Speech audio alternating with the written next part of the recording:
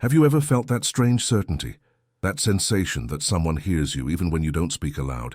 You pray, you ask, you cry out in the silence of your room, and sometimes something responds, but not with words, with an intuition, a shiver, an impossible coincidence. And you wonder, does God really hear me? Now imagine this. What if I told you that God was never outside of you, that he never needed to descend from heaven, cross the clouds, bend his divine ear to hear you? What if I told you that you are God's own voice, and always have been? There was a man, an excommunicated Jew, an exiled philosopher, a thinker condemned by the church, by rabbis, by kings. His name was Baruch Spinoza, and he said something that changed everything. God is not somewhere. God is everything, and you are part of that. He was banished for it, threatened with death, his books burned, his name cursed, but the truth he revealed, that was never destroyed. And now, centuries later, you will hear it. Because what Spinoza discovered wasn't a theory, it wasn't abstract philosophy, it was a direct experience of reality, a way to feel God without needing temples, priests, or rituals, a way to be heard, because you are already part of the voice. And this story begins with a letter that Spinoza never sent, a letter he wrote for you. Are you ready? Because what comes next, there's no going back. Amsterdam, 1656. Night falls heavy over the Jewish quarter. The streets are empty, only the distant sound of footsteps echoing on stones wet from the fine rain that has begun to fall. Inside a small house of dark bricks, a 23-year-old young man sits before a worn wooden table. His name is Baruch Spinoza, but soon he will no longer have the right to that name. Soon he will be erased as if he had never existed. He holds a quill. Black ink slowly drips onto the yellowed paper. His hands tremble, not from fear, but from something greater, from certainty, from revelation. He has just understood something that no one should understand, something that would change everything, something that would make him cursed. Outside, voices approach, hurried footsteps. Baruch raises his eyes. He knows what comes next. They will come for him, the rabbis, the elders, the community that watched him grow, that taught him to read the Torah, that prepared him to be one of them. But he is no longer one of them. He has seen beyond. He has touched something forbidden. He has understood God in a way that no one should understand. And now, he will pay for it. The door opens violently. 3 men enter. Black robes, long beards, eyes full of contained fury. The oldest, Saul Levi Mortera, his former teacher, walks to the table and looks at the paper. His hands tremble with rage. "Baruch," he says, and his voice is like a blade. "What have you done?" Baruch doesn't respond. He just looks at the paper, at the words he has just written, words that cannot be spoken aloud, words that destroy temples, topple altars, disintegrate the very idea of God as they know it. Mortera takes the paper. His eyes scan the lines. And then something changes in his face. Hatred transforms into horror. He drops the paper as if it were on fire. You have blasphemed," he whispers. "You have destroyed everything." Baruch finally speaks. His voice is calm, almost soft, but carries immense weight. "I have destroyed nothing, Master. I have only seen the truth. And the truth is simple. God is not where you say he is." Mortera takes a step back, as if he had been struck. "So you dare say that God does not exist?" "No," Baruch responds, and now there is something of fire in his eyes. "I say that God exists, but he is not what you teach. He is not a king sitting on a celestial throne, hearing prayers and distributing blessings. He is not separate from us. He is us. He is everything, every stone, every tree, every breath. God is the very substance of reality. And you, Master, you too are God." The silence that follows is deafening. The other 2 men step back, as if Baruch had uttered a curse. Mortera closes his eyes, breathing deeply. When he opens them again, there are tears in them. Not of sadness, but of something worse, of despair, of loss. "You are lost," he says, "and we cannot save you." Baruch smiles, but it is a sad smile. "I don't need to be saved, Master. I am closer to God now than I ever was in all your synagogues." Mortera turns to leave, but before crossing the door, he turns one last time. "Tomorrow you will be excommunicated. Your name will be erased. No one will be able to speak with you, eat with you, touch you. You will be like the dead among the living. And when you truly die, there will be no place for you neither in heaven nor on earth." Baruch doesn't respond. He just watches the three men leave, their figures disappearing into the darkness of the street. The door closes. He is alone again. But he doesn't feel alone. Because for the first time in his life, he understands. He understands that he was never alone, that he could never be alone, because God is not something separate from him. God is not something that needs to come to him. God is already here, always was, always will be. He picks up the quill again and begins to write. "Letter to the seeker," he writes at the top of the paper. "If you are reading this, it is because you too have felt. You too have heard that silent voice that comes from nowhere but is everywhere. You too have wondered, how does God hear me? How does he know what is in my heart?" Baruch stops writing for a moment. He looks out the window. Outside, the rain increases. Lightning cuts through the sky. But he is not afraid, because he knows the answer. And now, he will share it with the world. The answer is simple, he continues writing. God hears you because God is you. There is no separation. There never was. When you pray, you are talking to yourself, but not to the small, limited, mortal you. You are talking to the infinite, eternal, divine you.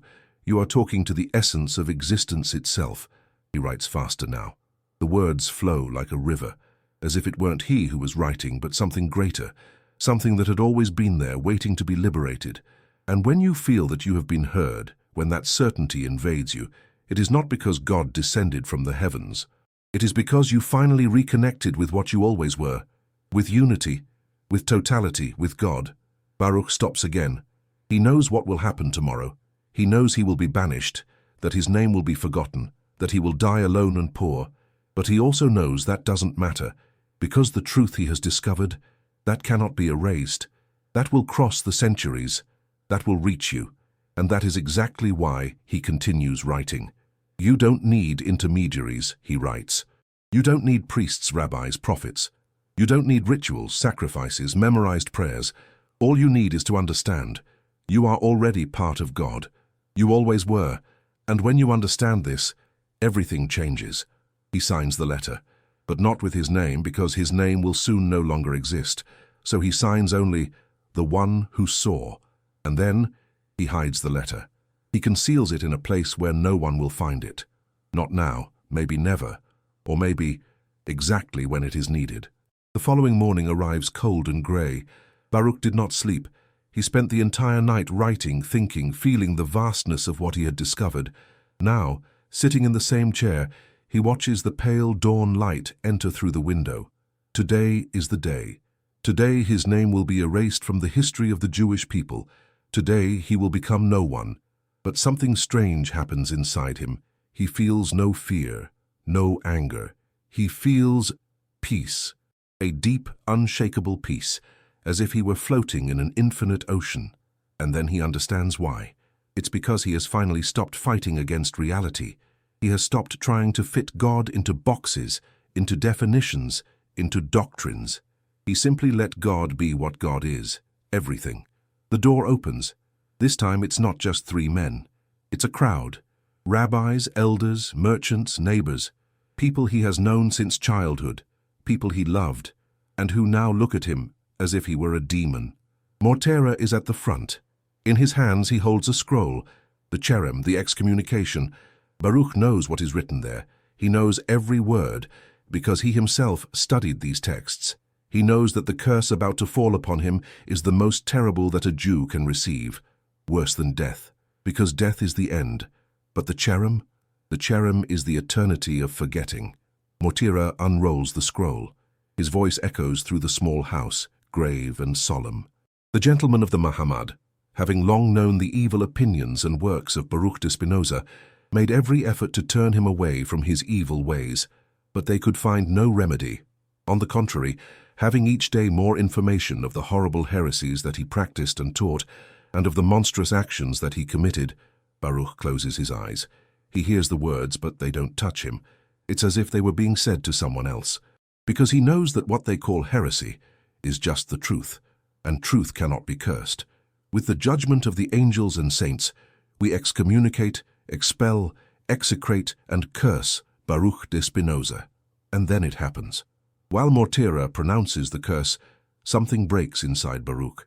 It's not pain, it's liberation, as if invisible chains that he had carried all his life broke all at once, and in this moment he understands with absolute clarity they have no power over him. None of them, because their power comes from fear, fear of exclusion, abandonment, solitude. But how can you fear solitude when you understand that you are connected to everything? Mortera finishes the reading. The scroll is rolled up again, and then comes the final ritual. A black candle is lit and extinguished, symbolizing the extinction of Baruch's soul, symbolizing that he is now less than nothing. But Baruch smiles, and this smile enrages Mortera like nothing else could. "You smile?" he shouts. "You smile in the face of your own eternal damnation?" Baruch opens his eyes, and there is something in them that makes Mortera step back, something that shouldn't be in the eyes of the cursed, something that seems divine. "I smile," Baruch says calmly, "because I finally understand. You curse me in the name of God, but God does not curse. God does not exclude. God does not reject, because God is, simply is. And if God is everything, then even this curse is also God." Mortal silence. No one moves, no one breathes. Baruch stands up. He walks toward the door. The crowd opens as if he carried a contagious disease.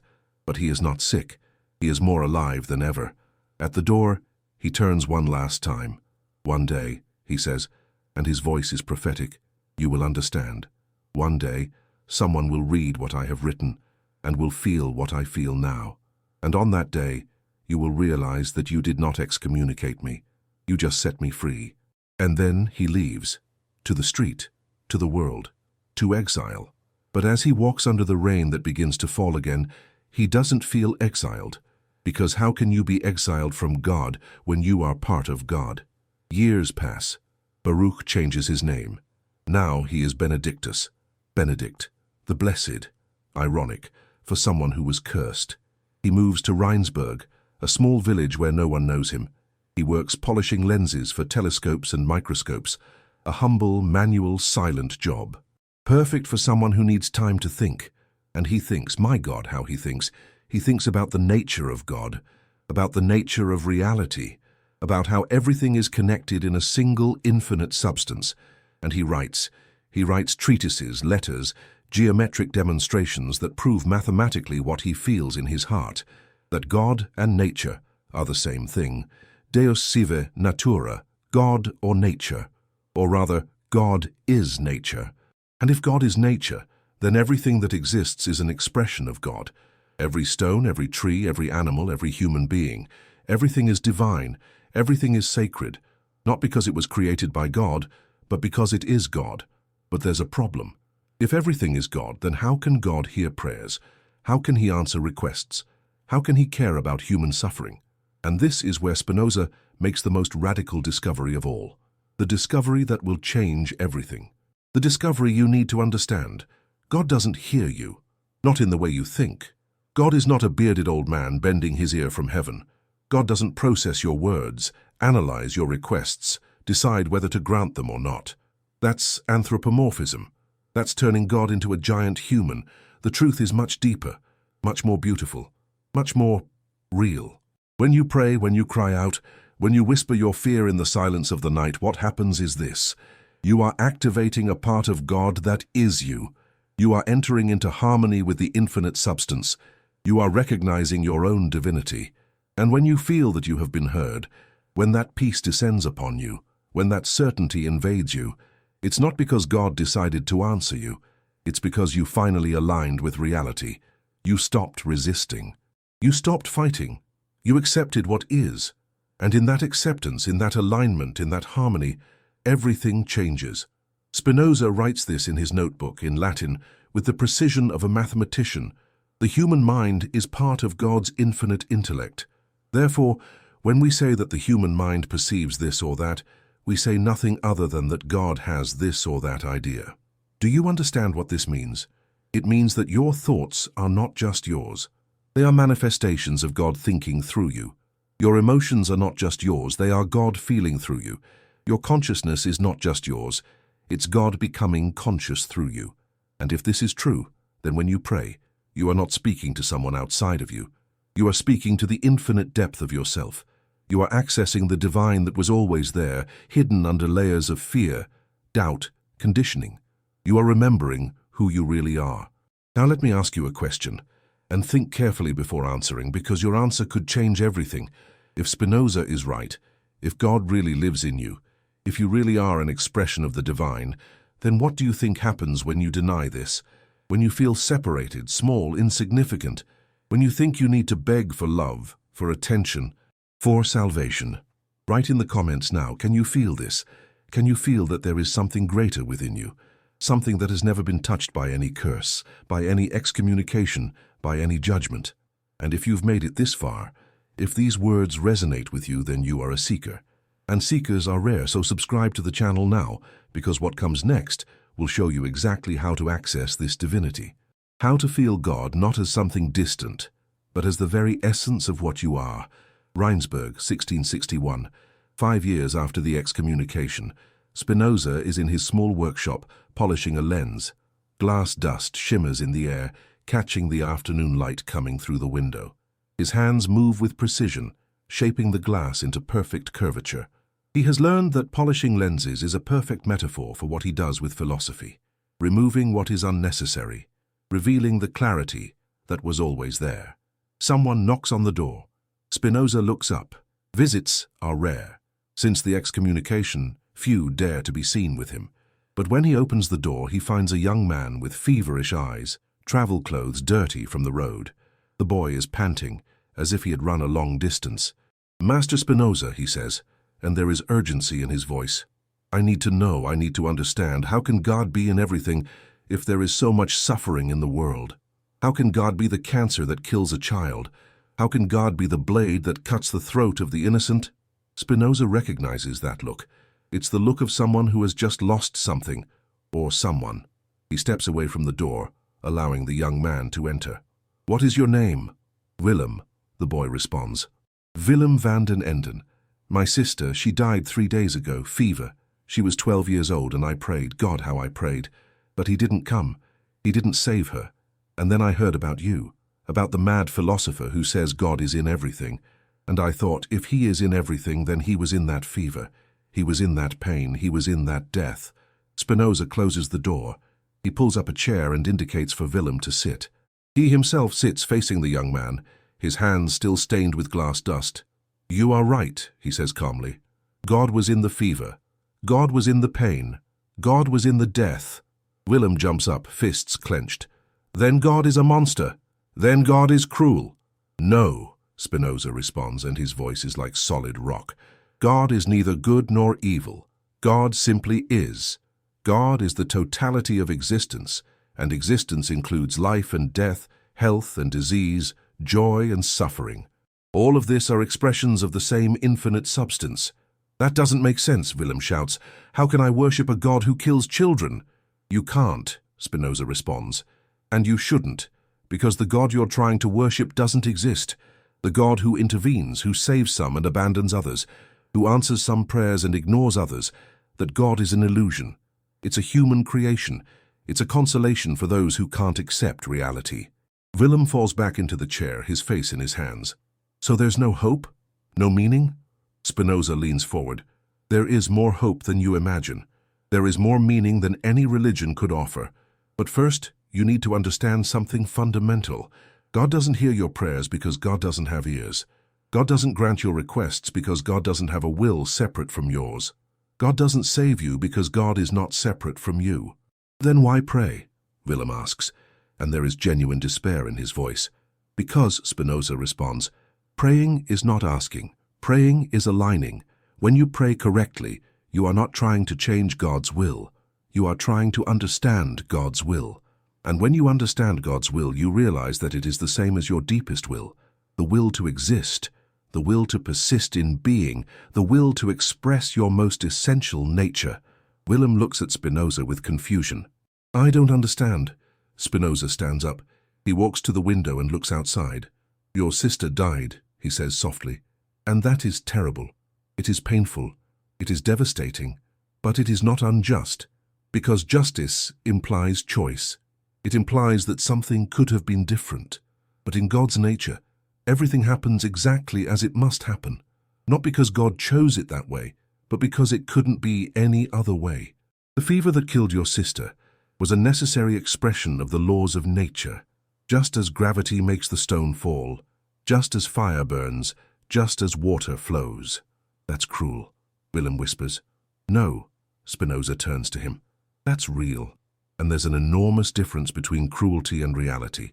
Cruelty implies intention to cause suffering, but nature has no intention. It simply operates according to its own laws. And you, Willem, you are also part of these laws. You are also a necessary expression of God. And your suffering, your pain, your grief, all of this is also God expressing himself through you. Willem closes his eyes. Tears stream down his face. So God is crying through me now? Yes, Spinoza responds. And that is the most beautiful truth you can understand. God is not indifferent to your suffering. God is your suffering. God feels every tear you shed because you are God feeling. You are not alone in your pain. You are pain itself becoming conscious of itself. Silence. Only the distant sound of birds outside. And then Willem speaks, his voice almost inaudible. And when I feel that she's still here, when I feel that she still hears me somehow, Spinoza smiles. It's a sad smile, but genuine. She is, not as a soul floating in heaven, but as an eternal modification of infinite substance. Your sister was a unique expression of God. And that expression, although it no longer exists in the form you knew, never really disappears, because nothing in infinite substance is created or destroyed. It only transforms. And God hears me when I speak to her? God doesn't need to hear you, Spinoza responds, because when you speak to her, you are speaking to a part of God that was her, and you are speaking from a part of God that is you. And these two parts were never separated, never will be, because in God there is no separation. There is only infinite unity expressing itself in infinite forms. Willem opens his eyes.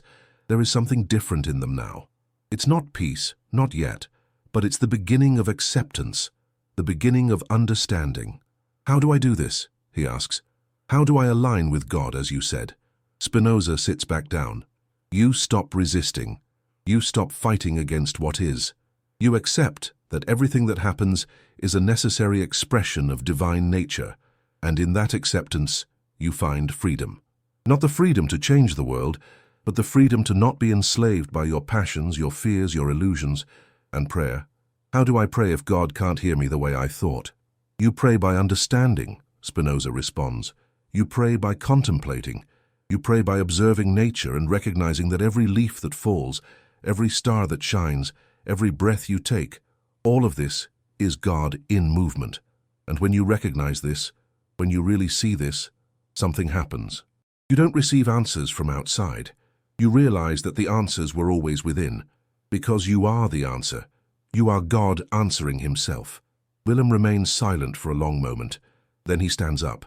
I don't know if I believe all of this, he says, but I want to believe. I want to feel what you feel. Then study, Spinoza says. Study nature, study mathematics, study logic, and above all, study yourself. Observe your thoughts, your emotions, your desires, and ask, where do they come from? Are they really mine? Or are they God thinking, feeling, desiring through me? Willem walks toward the door, but before leaving, he turns around. Thank you, Master. I don't know if you gave me comfort, but you gave me something better. You gave me truth, Spinoza nods. Truth doesn't always comfort, but it always liberates. Willem leaves, and Spinoza returns to his lens, but his hands stop. He looks at the half-polished glass and sees something. He sees the distorted reflection of his own face, and he thinks, how many people are like Willem now? How many people are praying to a God who doesn't exist, waiting for salvation that will never come in the way they expect? And how many people could be liberated if they just understood? If they just saw that God is not out there but in here, that God doesn't listen because God already knows, because God is the knower and the known, the listener and the heard. The question and the answer? He picks up the pen, opens his notebook, and writes, Most people think they are free insofar as they can obey their desires. But this is not freedom. This is slavery. True freedom is understanding that your desires are determined by God's nature. And when you understand this, you stop being enslaved by them. You become the observer. And the observer is free. He continues writing, words flowing like never before. And as for prayer, most pray as a beggar prays to a king, asking, pleading, bargaining. But this is childish, it's primitive. True prayer is contemplation. It's recognition. It's saying, God, I see you in everything. I see you in this joy and this suffering. I see you in this life and this death, and seeing you I see myself, and seeing myself I see you. He stops, breathes deeply, and then writes the sentence that will change everything. God doesn't hear you because God already is you listening. Warburg, 1665. Spinoza has moved again, always moving, always looking for quieter, more silent places. Places where he can think without being disturbed. But the world won't leave him in peace. Letters arrive from all over Europe. Philosophers, scientists, theologians, all wanting to understand his ideas, all wanting to debate, question, attack. One of these letters comes from a young German nobleman named Albert Berg, a former student of Spinoza who converted to Catholicism. The letter is long, passionate, furious. Albert writes that Spinoza is possessed by the devil, that his ideas are the work of Satan, that he needs to convert, confess, repent, or burn in hell for all eternity. Spinoza reads the letter with deep sadness, not because of the threat of hell, that doesn't scare him, but because of Albert's transformation. The brilliant young man who questioned everything became a fanatic, who accepts everything without questioning. The mind that sought truth now seeks only certainty, and certainty, Spinoza knows, is wisdom's greatest enemy. He picks up the pen to respond, but before writing, he stops. He thinks, how to explain to someone who believes in a separate, distant, judging God that this God doesn't exist? How to show someone who believes God hears prayers that God doesn't have ears? How to reveal to someone seeking external salvation that the only possible salvation is internal? He begins to write, My dear Albert, you tell me you found truth in the Catholic Church, that finally your prayers were heard, that finally God revealed himself to you. But let me ask, who is this God who revealed himself? Is it the God who created the universe in 6 days? Is it the God who became so angry with humanity that he drowned the entire world? Is it the God who demands blood to forgive sins? Spinoza stops, breathes, continues. If that is the God you found, then you didn't find God. You found an idea of God, an idea created by men who were afraid of death, afraid of chaos, afraid of freedom, and they created a God in their image. A God who has anger, jealousy, vengeance. A God who rewards and punishes like a human tyrant. He stands up, walks around the room. The candlelight casts his shadow on the wall, and he thinks, maybe that's it. Maybe people need this shadow. They need an external God because they can't bear the responsibility of being divine. It's easier to be an obedient child of a godfather than to be an autonomous expression of infinite substance. He returns to the table. Writes more. You tell me God hears your prayers, and I ask you, how do you know? Because something good happened after you prayed. But good things also happen to those who don't pray, because you felt peace. But peace can also come from self-deception, because you heard a voice. But voices in the mind can have many origins, and God is certainly not one of them. His hand moves faster now. Let me tell you what really happens when you pray, Albert. You concentrate your mind. You quiet yourself. You stop resisting. And in that state of non-resistance, you feel something, a presence, a peace, a certainty, and you interpret this as God answering your prayer. But what really happened is this. You finally stopped fighting against your own nature. You finally aligned with what I is. And in that alignment, you touched something real, something true. But it wasn't God coming to you. It was you finally reaching God. Or rather, it was you finally recognizing that you always were God. Spinoza finishes the letter, but doesn't send it. He knows it would be useless. Albert isn't seeking truth. He's seeking comfort. And comfort is what the Church offers. Certainty, structure, rules, a clear path to salvation. Everything Spinoza cannot offer. Because Spinoza's path doesn't offer salvation. It offers liberation. And these are very different things. Salvation implies you are in danger and need to be rescued. Liberation implies you are in chains and need to be freed. And the strongest chains are not external. They are the ideas you believe about yourself, the stories you tell, the identities you defend. Days later, another letter arrives, this time from a close friend, Simon de Vries. Simon is sick, tuberculosis. He knows he will die soon, and he writes, "Master, I am afraid, not of death itself, but of what comes after, or what doesn't come. And I pray as you taught me, not asking for intervention, but seeking understanding. But still, I feel fear. And I wonder, if God is in me, if I am an expression of God, then why do I feel this fear? Does God also feel fear?" Spinoza reads the letter 3 times, and then he understands what he needs to write. He picks up the pen and responds, "My dear Simon, yes, God feels fear, because God feels everything. God is the totality of experience, and fear is part of experience. But here's what you need to understand. God is not dominated by fear, because God is also the understanding that transcends fear." He continues, "When you feel fear of death, that is natural. It's part of your nature as a finite being. Every finite being resists its own destruction. It's the fundamental law of existence. Everything strives to persist in being. You are no exception. Your fear is just this effort manifesting itself, and there's nothing wrong with that." Spinoza stops, thinks, then writes the most important part. "But you are not just finite. You are also infinite, because you are a modification of God, and God is infinite, and the infinite part of you has no fear, because it knows it cannot be destroyed, not because it goes to heaven, but because it was never separated from eternity." And then he writes something that makes his own hands tremble. "When you die, Simon, the modification that is Simon ceases to exist, just as a wave ceases to exist when it returns to the ocean. But the substance that constituted Simon is not destroyed. It just takes other forms, and the essence of what you really are, the eternal idea of Simon in God's infinite mind, that remains forever, not as an individual consciousness floating somewhere, but as an eternal pattern in the structure of reality." He finishes the letter, "So don't pray asking not to die. Pray to understand death. And when you understand, when you really see that death is just transformation, that it's just God reorganizing himself, then fear doesn't disappear completely, but loses its power over you. You still feel it, but you're no longer controlled by it, because you understand that you are greater than any feeling, including fear." Spinoza seals the letter, sends it, and wonders if Simon will have time to understand it before dying. If anyone can really understand this truth before facing death directly. 2 weeks later, another letter arrives, from a doctor friend of Simon's. The letter is brief. Simon de Vries died yesterday. His last words were, "I see. Finally, I see. There is no separation." Spinoza reads these words and tears fill his eyes, not of sadness, but of something he can't name. Maybe it's joy. Maybe it's relief.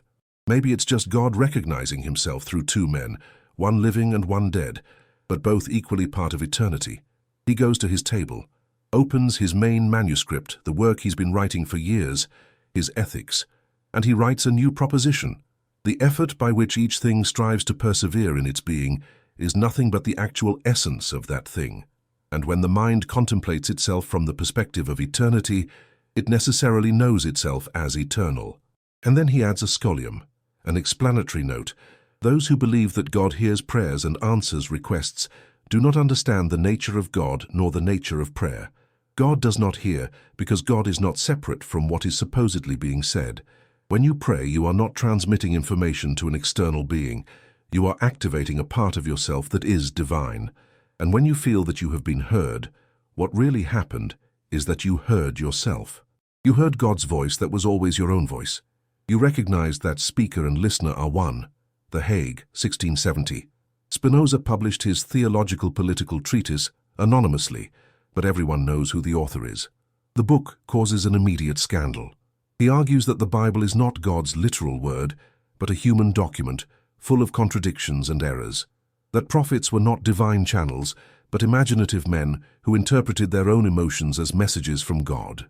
That miracles don't exist because God doesn't violate his own natural laws. The reactions are fierce.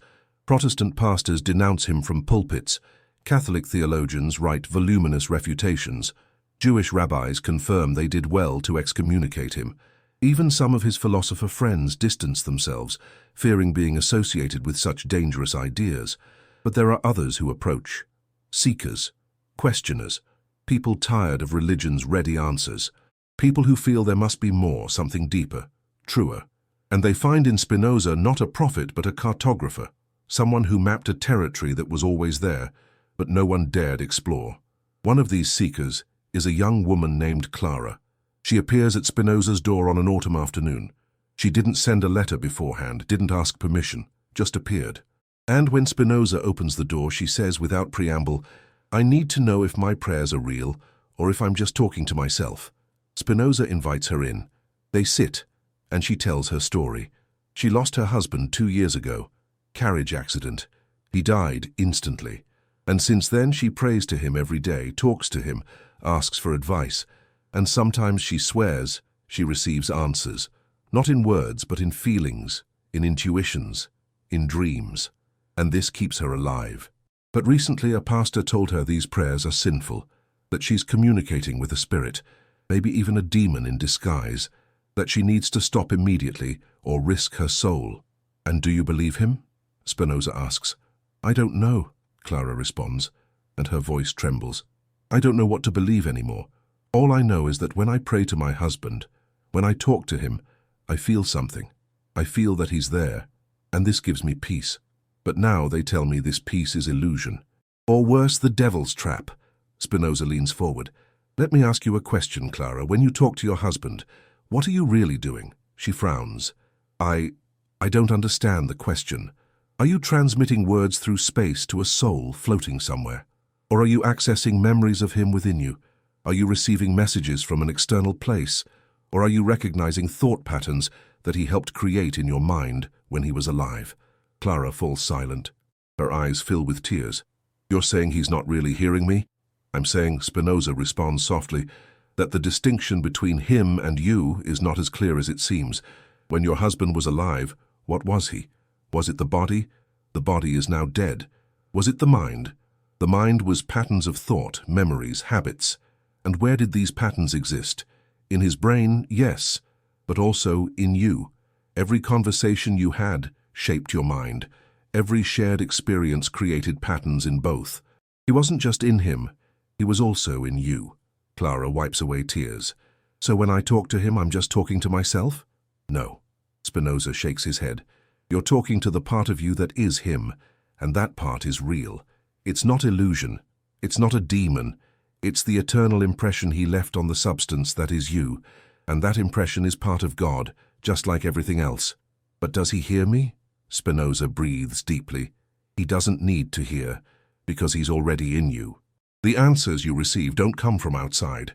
They come from within. But they're no less real for that. They're the wisdom he helped cultivate in you. They're the perspectives he shared with you. They're the values you built together. When you ask, what would he say? And an answer comes, it's not because his spirit whispered in your ear. It's because you knew his mind so well that you can reconstruct it within yours." Clara closes her eyes. More tears flow. "This should make me feel worse. Should make me feel more alone. But it doesn't. Why? Because," Spinoza says, "truth always liberates, even when it hurts.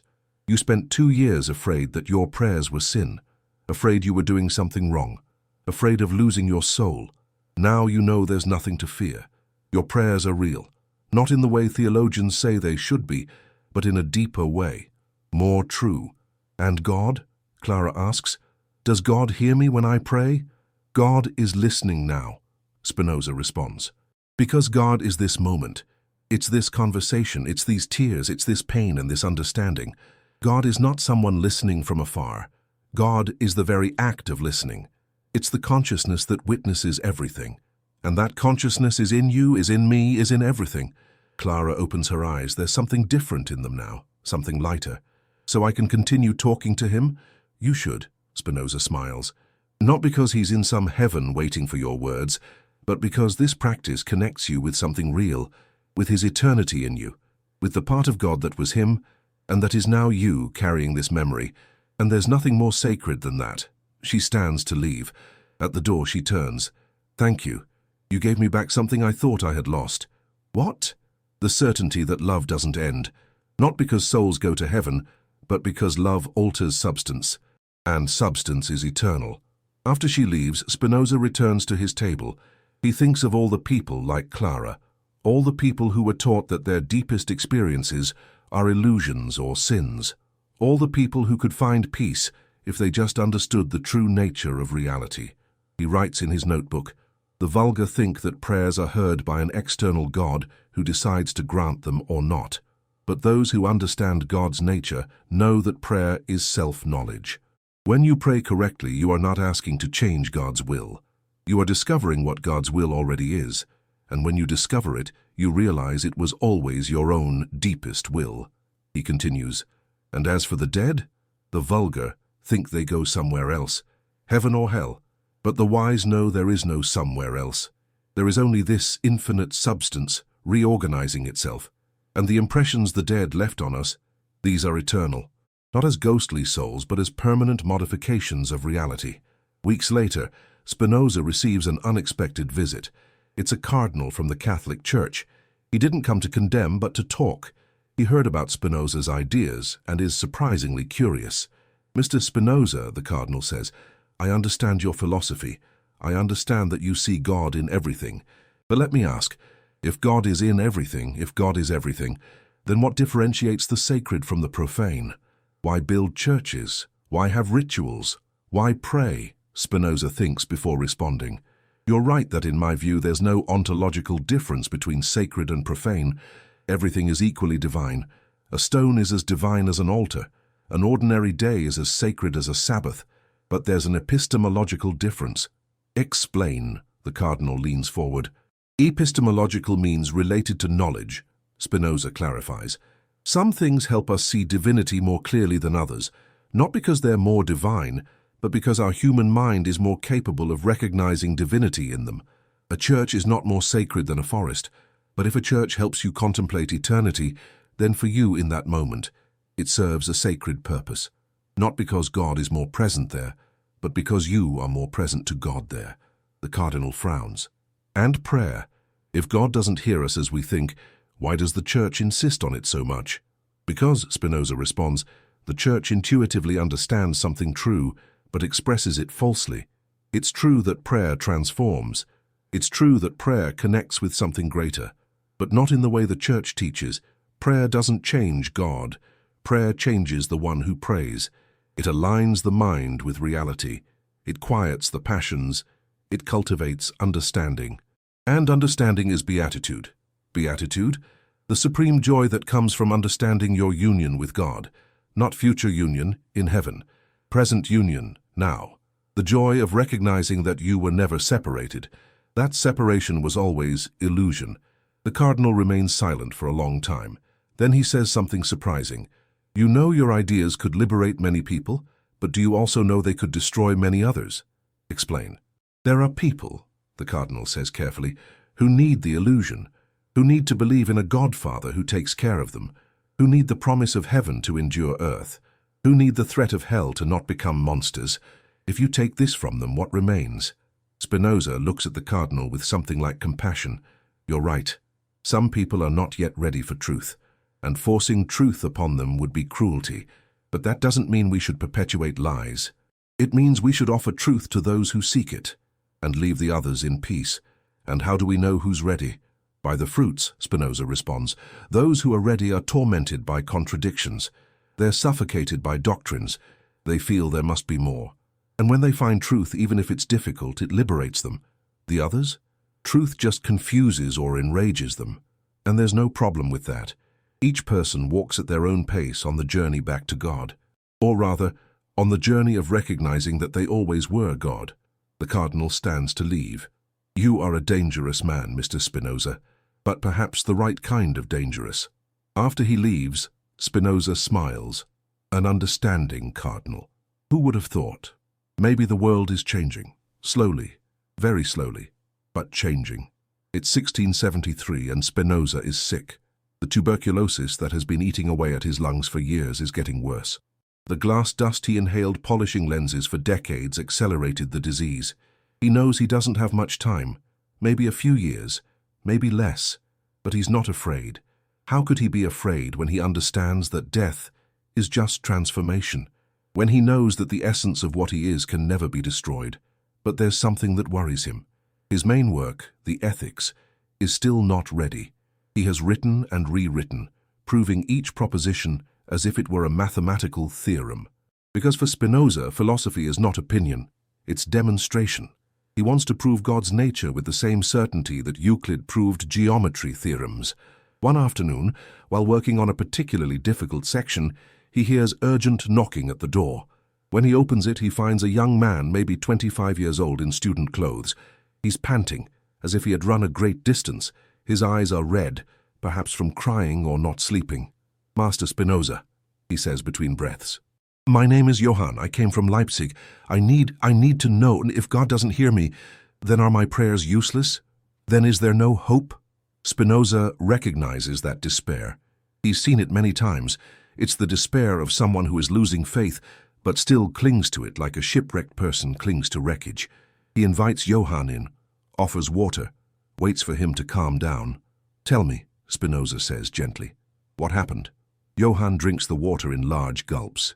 Then tells, "I was a seminarian. I studied to be a pastor.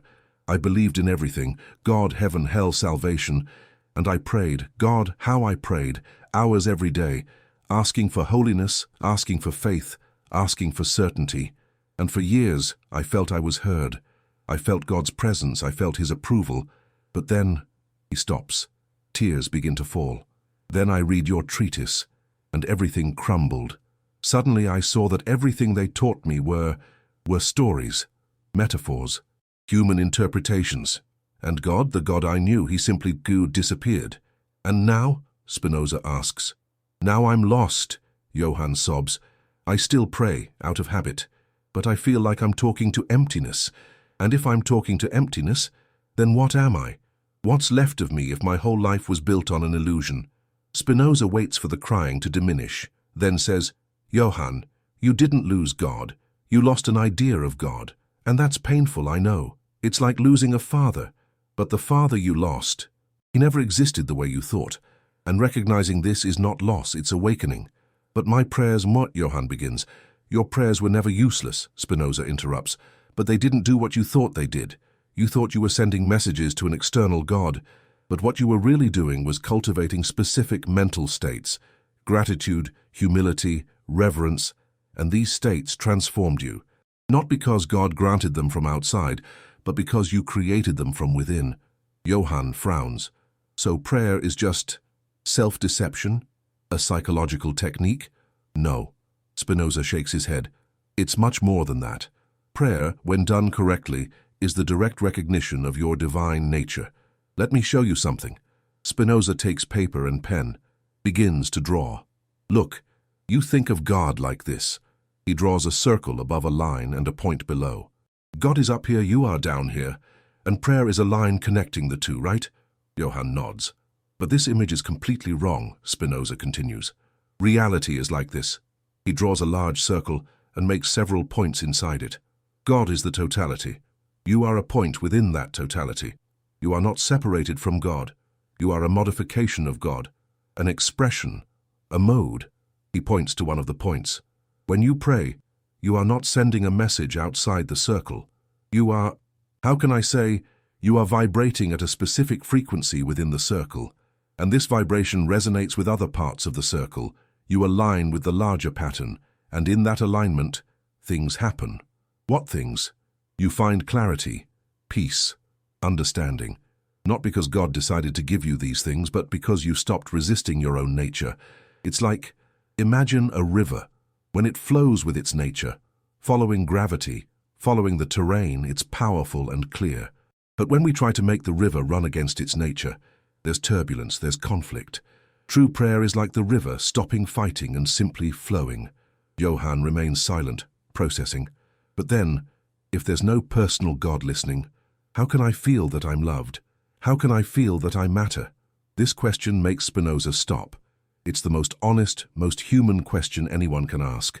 and it deserves an equally honest answer. Johann, he says slowly, God doesn't love you the way you want. God is not a proud father looking from heaven and saying, "This is my son, in whom I am well pleased." But here's something deeper. God doesn't need to love you because God is you. All the love you feel, all the love you give, all the love you receive, all of this is God loving himself through you. He continues, "You matter not because there's an external God who decided you matter, but because you are a necessary expression of infinite substance. Your existence is not accidental. It's not arbitrary. You could not exist, because you are part of the eternal logic of reality, and that is much deeper than any personal love could be." Johann's eyes widen. I never thought of it that way.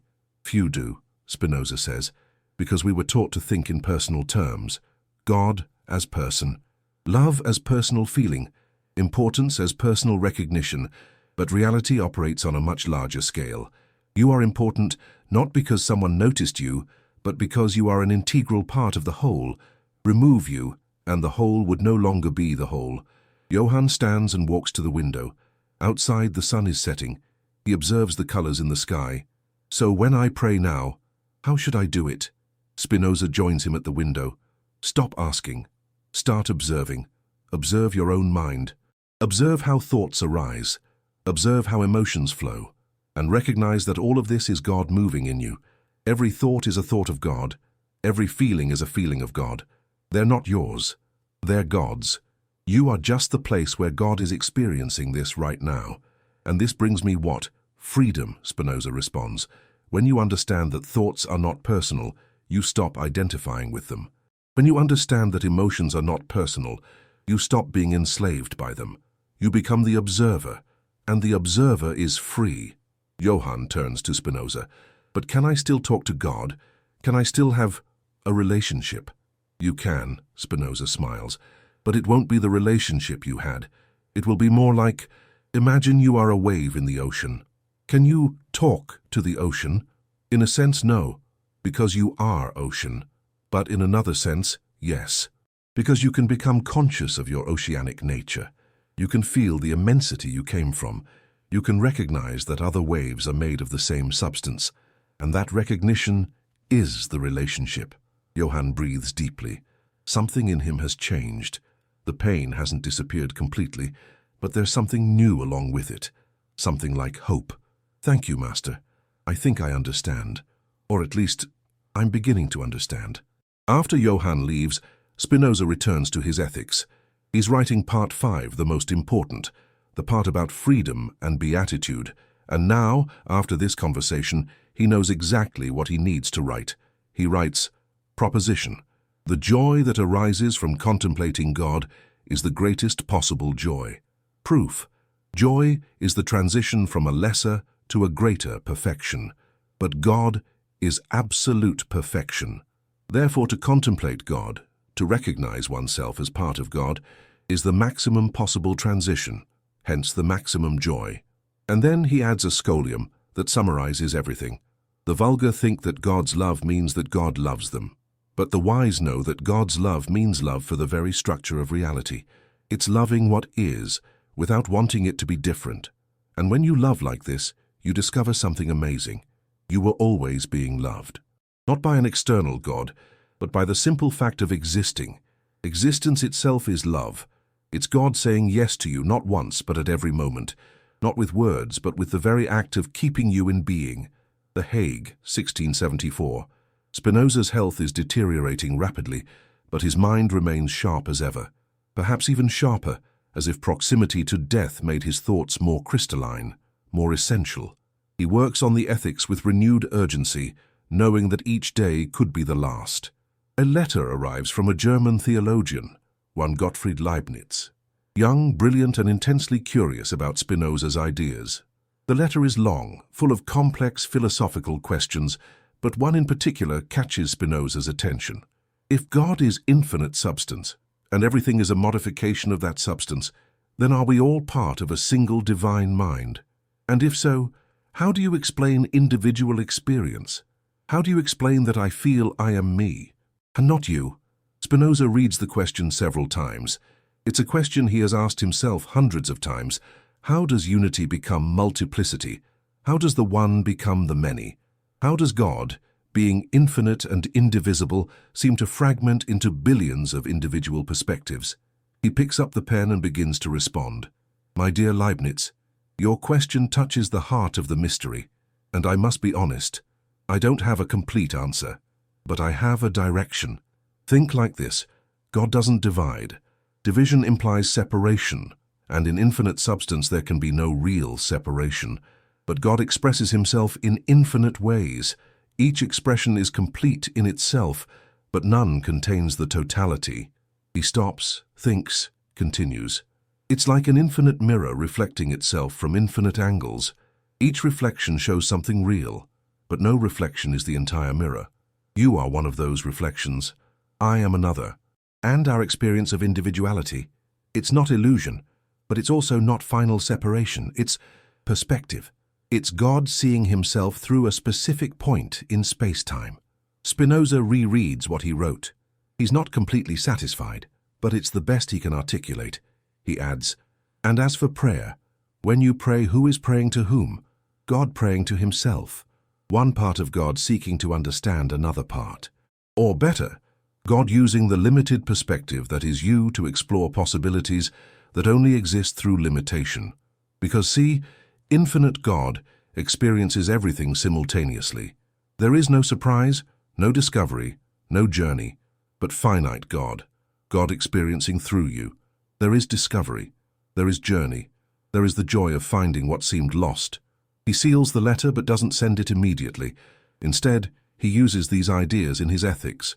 He writes, the human mind is an idea in God's infinite mind, but not just any idea. It is the idea of the human body, and as the body is a singular thing composed of many parts in a specific proportion, the mind is also singular, capable of knowing itself as distinct.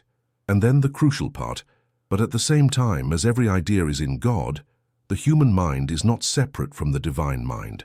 It's like a wave that is distinct from other waves, but not separated from the ocean. The wave can say, I am this specific wave, and that's true. But if it asks, what am I made of? The answer is, ocean. It was always ocean. Days later, another visitor, this time an older woman, perhaps 60 years old. She introduces herself as Rachel, widow of a Jewish merchant, and she has a question she has carried for decades. Senor Spinoza, she says, sitting with difficulty, I heard about your ideas, that God is not a person, that God doesn't hear prayers the way we think. But I need to know, when my husband died 20 years ago, I prayed with all my soul, and that night I dreamed of him. He was at peace, he smiled, and told me he was well. Was this real? Or was it just my brain consoling me? Spinoza looks at her with deep compassion. This is not an abstract philosophical question. It's a question from someone whose sanity, whose ability to continue living, depended on that experience. Rachel, he says softly, the distinction between real and your brain consoling you is not as clear as it seems. Your brain is part of reality. It's part of God, and if it produced that dream, then God produced that dream. Not as miraculous intervention, but as natural consequence of who you are, of who your husband was, and of how you both were expressions of God. But was he really at peace? Or did I just want to believe that? What is he? Spinoza asks. The body was dead. The brain stopped functioning. But his essence, the eternal pattern that was his existence that remains, in the structure of reality, in the memories of those who knew him, in the consequences of his actions, and that eternal pattern, yes, is at peace. Because peace is not a feeling he's having in some heaven. Peace is the understanding that he fulfilled his nature, expressed his essence, and now returned to the source. Rachel closes her eyes. Tears flow silently. So, my dream was God showing me this? It was you, Spinoza says, discovering this within yourself. It was the part of you that is divine, recognizing a truth about the nature of existence, and that discovery came in the form of a dream, because dreams are the language your mind uses when rational thought is not enough. Rachel opens her eyes. Can I keep talking to him? In my prayers? You should, Spinoza responds. Not because he's somewhere listening, but because this practice keeps alive the best part of who he was, and the best part of who you are. When you talk to him in prayer, you are activating the values you shared, the wisdom he cultivated in you, the love that never ends because love transforms substance permanently. Rachel stands up, visibly lighter. Thank you. I came here afraid that you would destroy my last hope, but you transformed it into something more solid. Something that doesn't depend on miracles, but on reality. After she leaves, Spinoza reflects on how many people carry these questions, how many lie tormented by doubt about whether their spiritual experiences are real. And he realizes that his philosophy doesn't destroy these experiences, it just reinterprets them. It places them on a more solid foundation.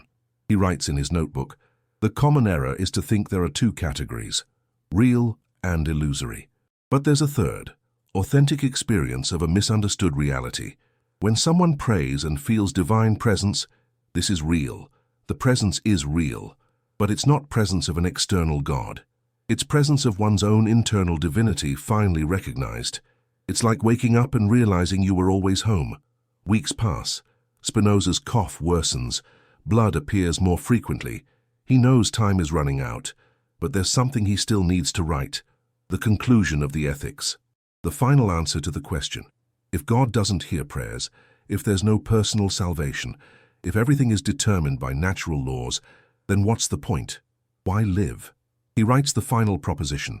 Beatitude is not the reward of virtue, but virtue itself. We do not delight in it because we restrain our appetites. On the contrary, because we delight in it, we can restrain our appetites. And he explains, supreme joy doesn't come from God rewarding good behavior. It comes from understanding your true nature. When you understand that you are part of God, that you always were, that you always will be, something happens. You stop being afraid. You stop needing. You stop resisting. And in that absence of fear, need, and resistance, you find a joy that doesn't depend on circumstances, a joy that is your essential nature. He continues, and prayer? True prayer is not asking for things. It's celebrating what is. It's saying, God, I see you in everything. In this joy and this sadness, in this life and this death. And seeing you I see myself, and seeing myself I find peace. Spinoza puts down the pen. His hands tremble, not from disease, but from emotion. He did it. He managed to articulate the truth he always felt, but never could prove. He managed to show that God doesn't need to be personal to be real, doesn't need to listen to be present, doesn't need to intervene to matter. And most importantly, he managed to show that you, reader, listener, seeker, you don't need an external God, because you are already divine, always were. And when you understand this, when you really see this, everything changes. Not because the world changes, but because you stop fighting against what the world is. And in that acceptance, in that peace, in that union with what is, you find God, not out there, in here, where he always was. The Hague, 1677. It's February, and winter is brutal. Spinoza is lying in his bed, breathing with difficulty. The doctor has come and gone. There's nothing more to be done. Maybe a few days, maybe a few hours. His closest friend, Georg Schuller, is beside the bed, holding his hand. Georg, Spinoza whispers, his voice weak, there's a letter, in the drawer. I never sent it, but I want you to read it. Georg takes the letter. It's yellowed with time, written years ago. He begins to read aloud, to the seeker. If you are reading this, it is because you too have felt. You too have heard that silent voice that comes from nowhere, but is everywhere. You too have wondered, how does God hear me? How does he know what is in my heart? Georg stops, looks at Spinoza. It's the letter you wrote the night before the excommunication. Spinoza nods slightly. Continue. Georg reads, the answer is simple. God hears you because God is you. There is no separation. There never was. When you pray, you are talking to yourself, but not to the small, limited, mortal you. You are talking to the infinite, eternal, divine you. You are talking to the essence of existence itself. Spinoza closes his eyes. These words, written more than 20 years ago, are still true, maybe truer now on the threshold of death than ever. Georg, he says, when I die, there will be those who say I died in despair, without God, without hope, without salvation, but you know the truth. You need to tell people. What? Georg asks, tears beginning to form. that I died in peace, in beatitude, not because I believed in life after death, but because I understood that there was never death, only transformation, the wave returning to the ocean. And the ocean never dies. Georg squeezes his hand. Everyone will know. I'll publish your ethics. I'll spread your ideas. No, Spinoza interrupts gently. Don't make it a mission. Don't create a doctrine. Just let the ideas exist. For those who find them. For those who need them. Because truth doesn't need to be defended. It defends itself. It just needs to be presented clearly. Silence. Only the sound of Spinoza's difficult breathing. After a moment he speaks again. Georg, I want to tell you something. Something I never told anyone. What? Sometimes when I'm polishing lenses, when my mind is quiet, when there are no thoughts, just pure attention, I feel God. Not as a separate presence, but as the very quality of experience, as if consciousness itself were divine. And in those moments, I understand. I understand that I was never doing anything alone, never thought alone, never existed alone. It was always God. Always. Georg is crying openly now. And now? What do you feel now? Spinoza opens his eyes, and there's something in them, something luminous. Joy, he says, pure joy. Not because I'm going to some paradise, but because finally I will understand completely. I will stop seeing through the limited perspective of Baruch Spinoza, and I will expand back to the whole. I will remember what I always was. But won't you disappear? Georg asks desperately. Won't you cease to exist? The I that you know? Yes, it will stop. But what was this I really? A temporary modification of eternal substance. And when this modification ceases, the substance remains. And in a way, each modification leaves a mark on substance, an eternal impression. So no, Georg, I don't disappear completely. I just return. Spinoza coughs. Blood appears on his lips. Georg gently cleans it. Is there anything you want? Something that can make you more comfortable? Spinoza smiles, a weak but genuine smile. Read to me. The final proposition of the ethics, the one about beatitude. Georg takes the manuscript, finds the page, reads with a trembling voice. Beatitude is not the reward of virtue, but virtue itself. We do not delight in it because we restrain our appetites. On the contrary, because we delight in it, we can restrain our appetites. Yes, Spinoza whispers, exactly that. Joy is not the consequence of living rightly. It's the cause. When you find the joy of being, of simply existing as an expression of God, then naturally you live well, not out of obligation, but from overflow. He breathes with effort. And the final prayer, Georg? The true final prayer? It's not asking for salvation, it's recognizing that salvation already happened, is already here, always was, because you were never separated from God. Separation was always illusion. And when the illusion falls, what remains? What? Georg asks. Union, Spinoza responds. Union that always existed. Union that was never broken. Union that you are discovering now, as I speak. Because it's not my voice you're hearing. It's God talking to God. It's the unique substance recognizing itself through two temporary modifications called Baruch and Georg. Georg can no longer contain his crying. I'm going to miss you. God, how I'm going to miss you. And you should, Spinoza says, his voice almost inaudible now. Feel, don't repress, because that feeling is also God. That pain is also sacred. That grief is also divine. There's nothing in you that is not God, Georg, neither joy nor sadness. Everything is expression of infinite substance. And when you understand this, even pain becomes beautiful. Spinoza's breathing is getting weaker and weaker, but he still has something to say. Georg, the question everyone asks, does God hear me? Now I know the complete answer. It's not that God hears or doesn't hear, it's that the very question comes from God, the search comes from God, the doubt comes from God, and the answer also comes from God. Everything is God knowing himself through you. He pauses, gathering strength. When someone prays, what really happens is this. God, through a limited form, remembers his own infinitude. Prayer is God's longing for himself. It's the part forgetting it's the whole, and the act of praying is the beginning of remembering.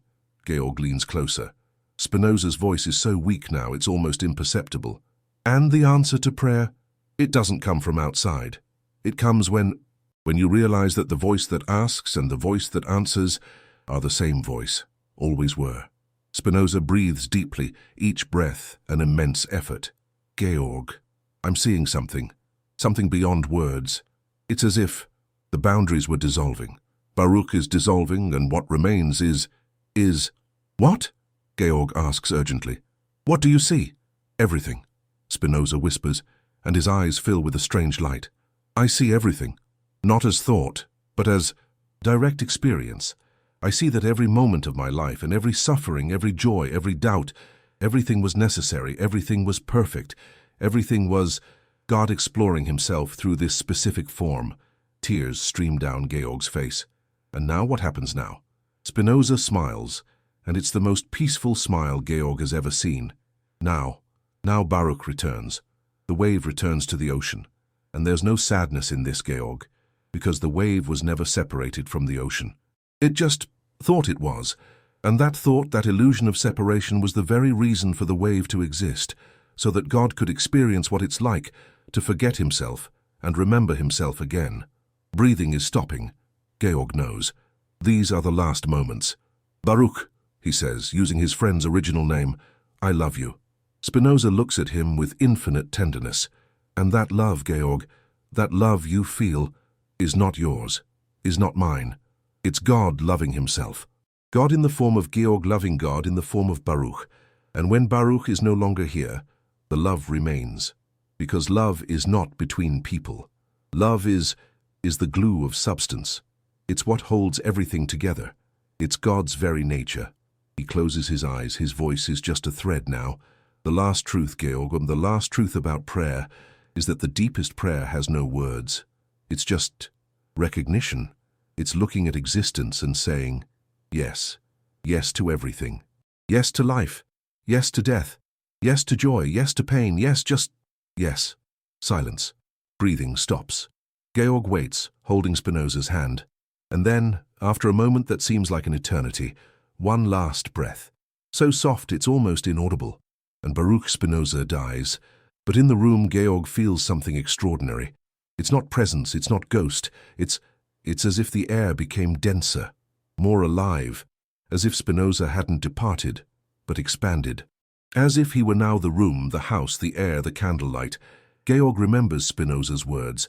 When you understand that you are part of God, death loses its terror, because you realize that nothing really ends, it just transforms. He looks at the body on the bed. There's no one there anymore, just flesh ceasing its functions. But Spinoza? Where is Spinoza now? And then Georg understands. Spinoza is where he always was, in everything, because he was never just that body. He was an expression of God. And God doesn't die, God just takes new forms. Georg takes the manuscript of the Ethics. He reads the last line Spinoza wrote, days before dying. All excellent things are as difficult as they are rare. And he understands what this means. The understanding that Spinoza achieved, conscious union with God, is rare. Few find it, but it exists. It's possible. And now through the Ethics, through the letters, through the conversations that Georg and others will have, this understanding will spread. Not to everyone. Spinoza was right about that. Some will always prefer the comfort of a personal God. And there's no problem with that. Each person finds God in their own way. Each person awakens in their own time. But for those who are ready, for those who feel there must be more, for those who pray and wonder if someone really hears, for these, Spinoza's words will be like water in the desert. Georg stands up. He has work to do. He needs to organize the publication of the Ethics. He needs to preserve the letters. He needs to ensure that this truth so difficult and so rare, is not lost. But before leaving the room, he does something. He speaks aloud as if Spinoza could still hear. You were right, my friend. God didn't hear you because God is you. And now that you've departed, now that there's no more Baruch as a separate person, I understand. You're not in some heaven. You're here, in me, in everyone you touched, in the ideas you planted, in the truth you revealed. He walks to the window. Outside, snow is falling, white flakes descending silently. And for a moment, Georg sees. He sees as Spinoza saw. Each snowflake is a unique modification of infinite substance, each different, each temporary, but all made of the same essence, all part of God. And the prayer that arises in his heart is not a request. It's not a plea. It's recognition. It's, God, I see you, in this death, in this pain, in this beauty, in this snow. I see you, and seeing you, I see myself, and I see that there was never separation, never I and you. It was always just you. And in that moment, Georg understands why Spinoza died in peace. Because when you see this, when you really see that everything is God, that you are God, that it always was God, what is there to fear?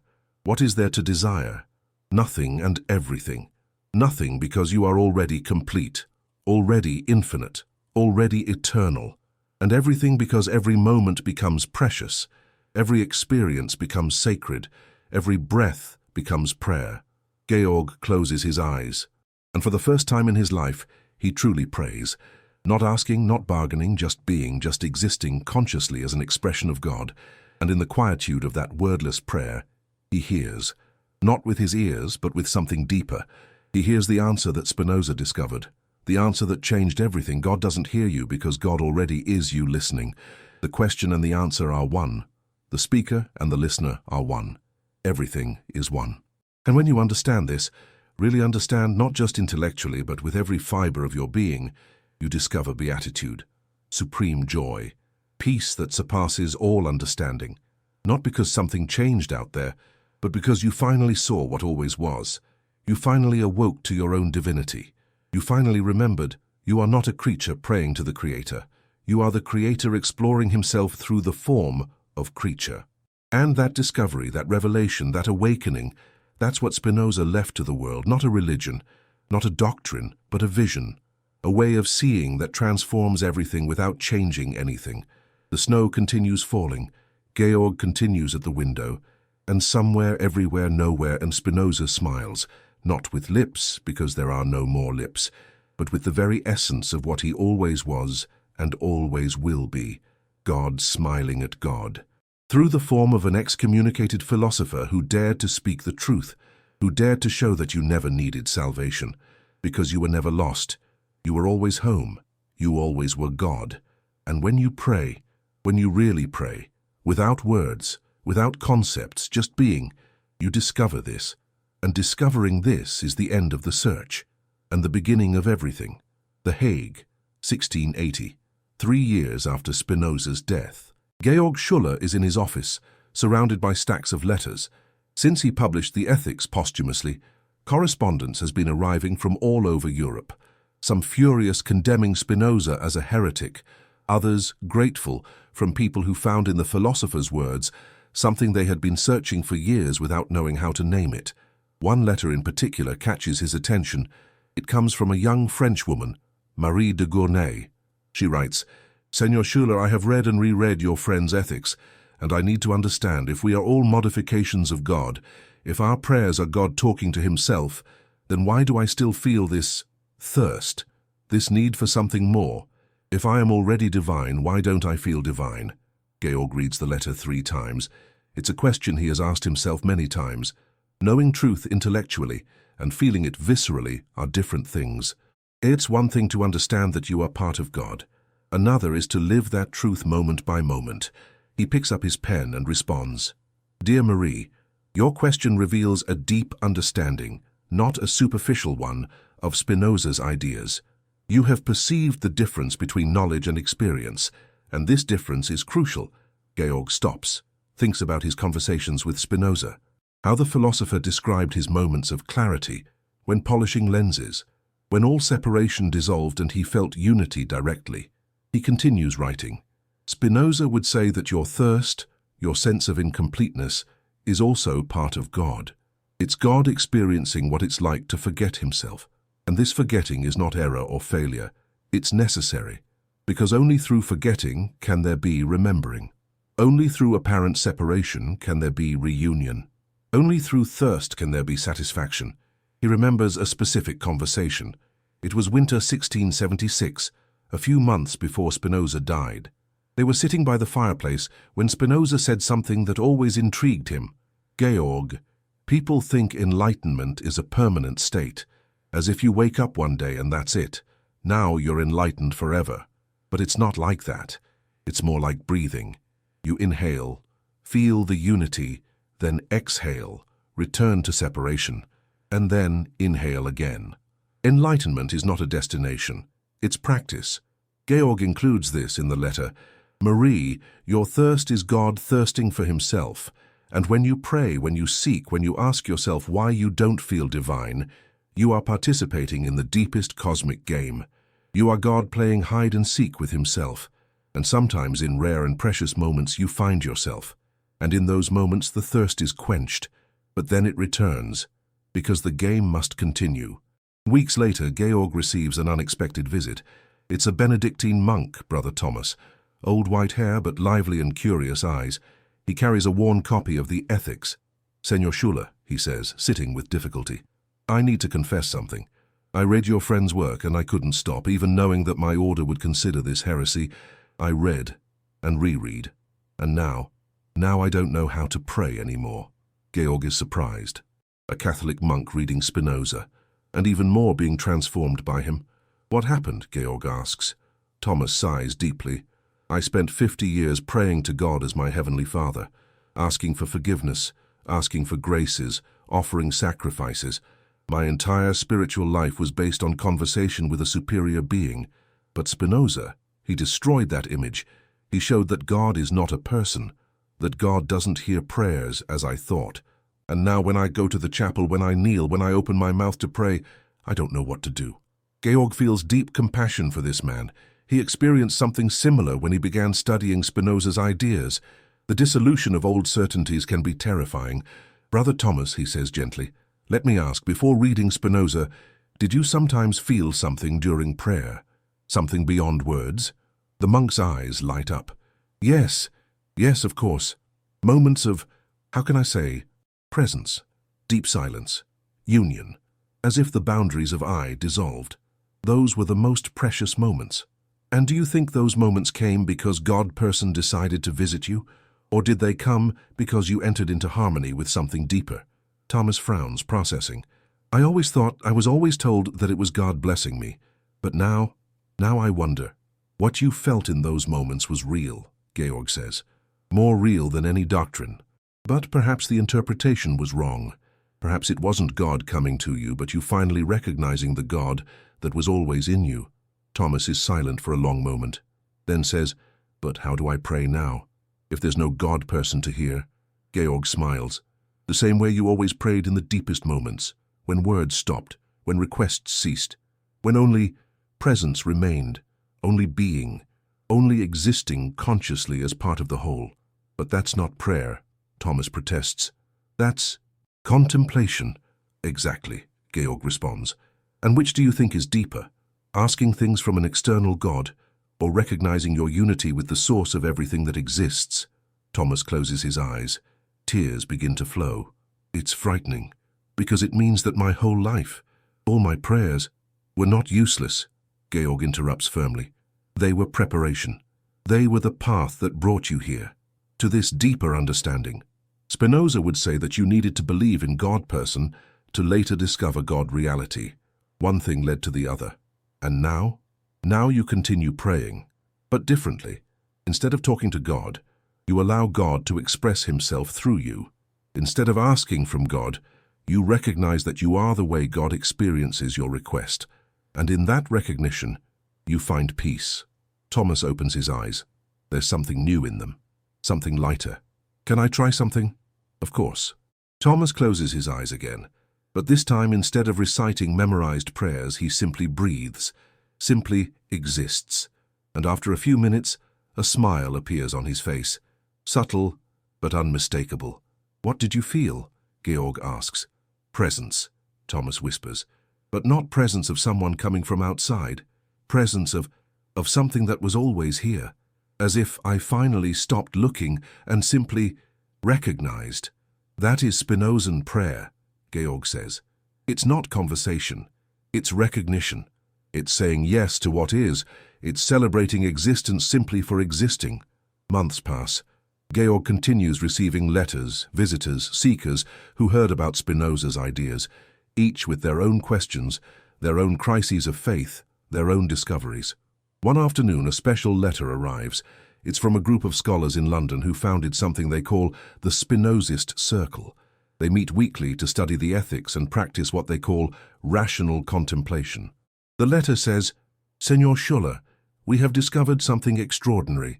When we gather and practice the contemplation that Spinoza describes, something happens.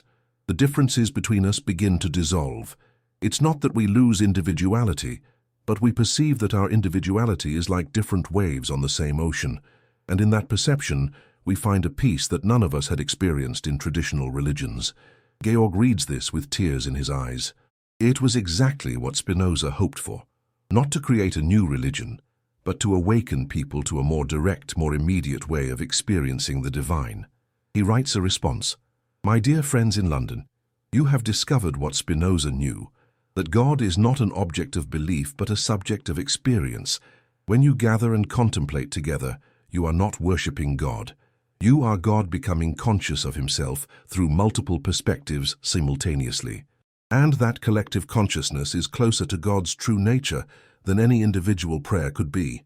He continues, "And as for group prayer, Spinoza would say that when you gather in contemplation, something unique happens. It's not that your individual prayers are added up, it's that the very distinction between individual and collective reveals itself as illusory. There is only one mind contemplating through multiple viewpoints. And that experience is the closest we can come, while embodied, to God's perspective." Georg seals the letter, but before sending it, he adds a postscript. "Remember, you are not trying to reach God. You are allowing God to recognize himself through you.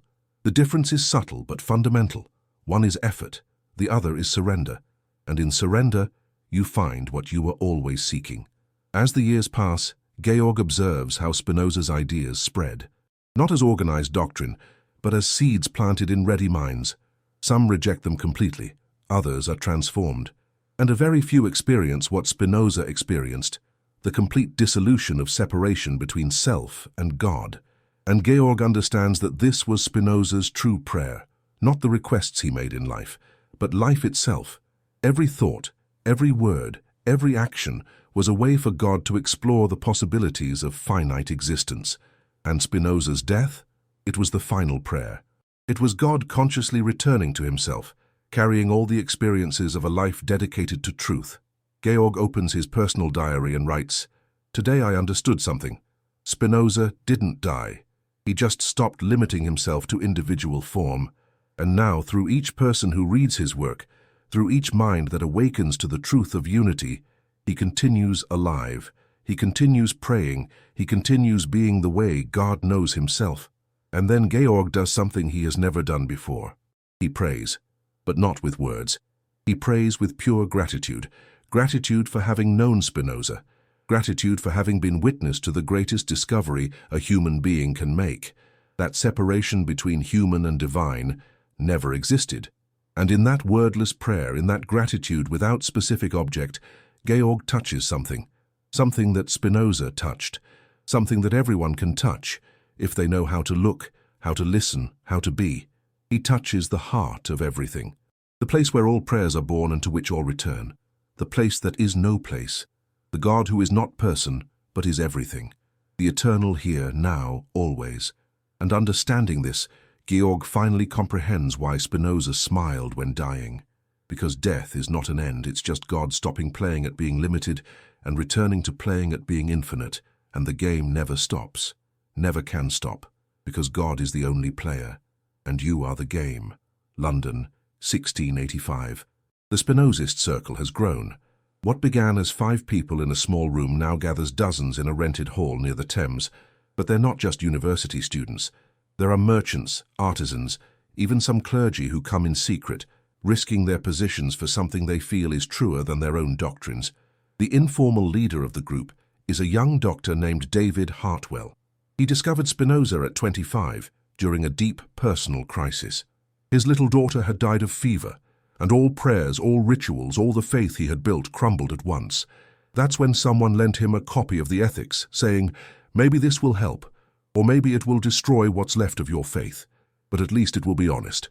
Hartwell read the book in 3 days, and he cried like he hadn't cried since childhood, but not from sadness, from relief.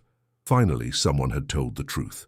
Finally, someone had shown that God could be real without being cruel, that his daughter's death wasn't punishment or test, but simply nature following its own laws, and that she, his little Margaret, hadn't gone anywhere, because she had never been separated from the whole.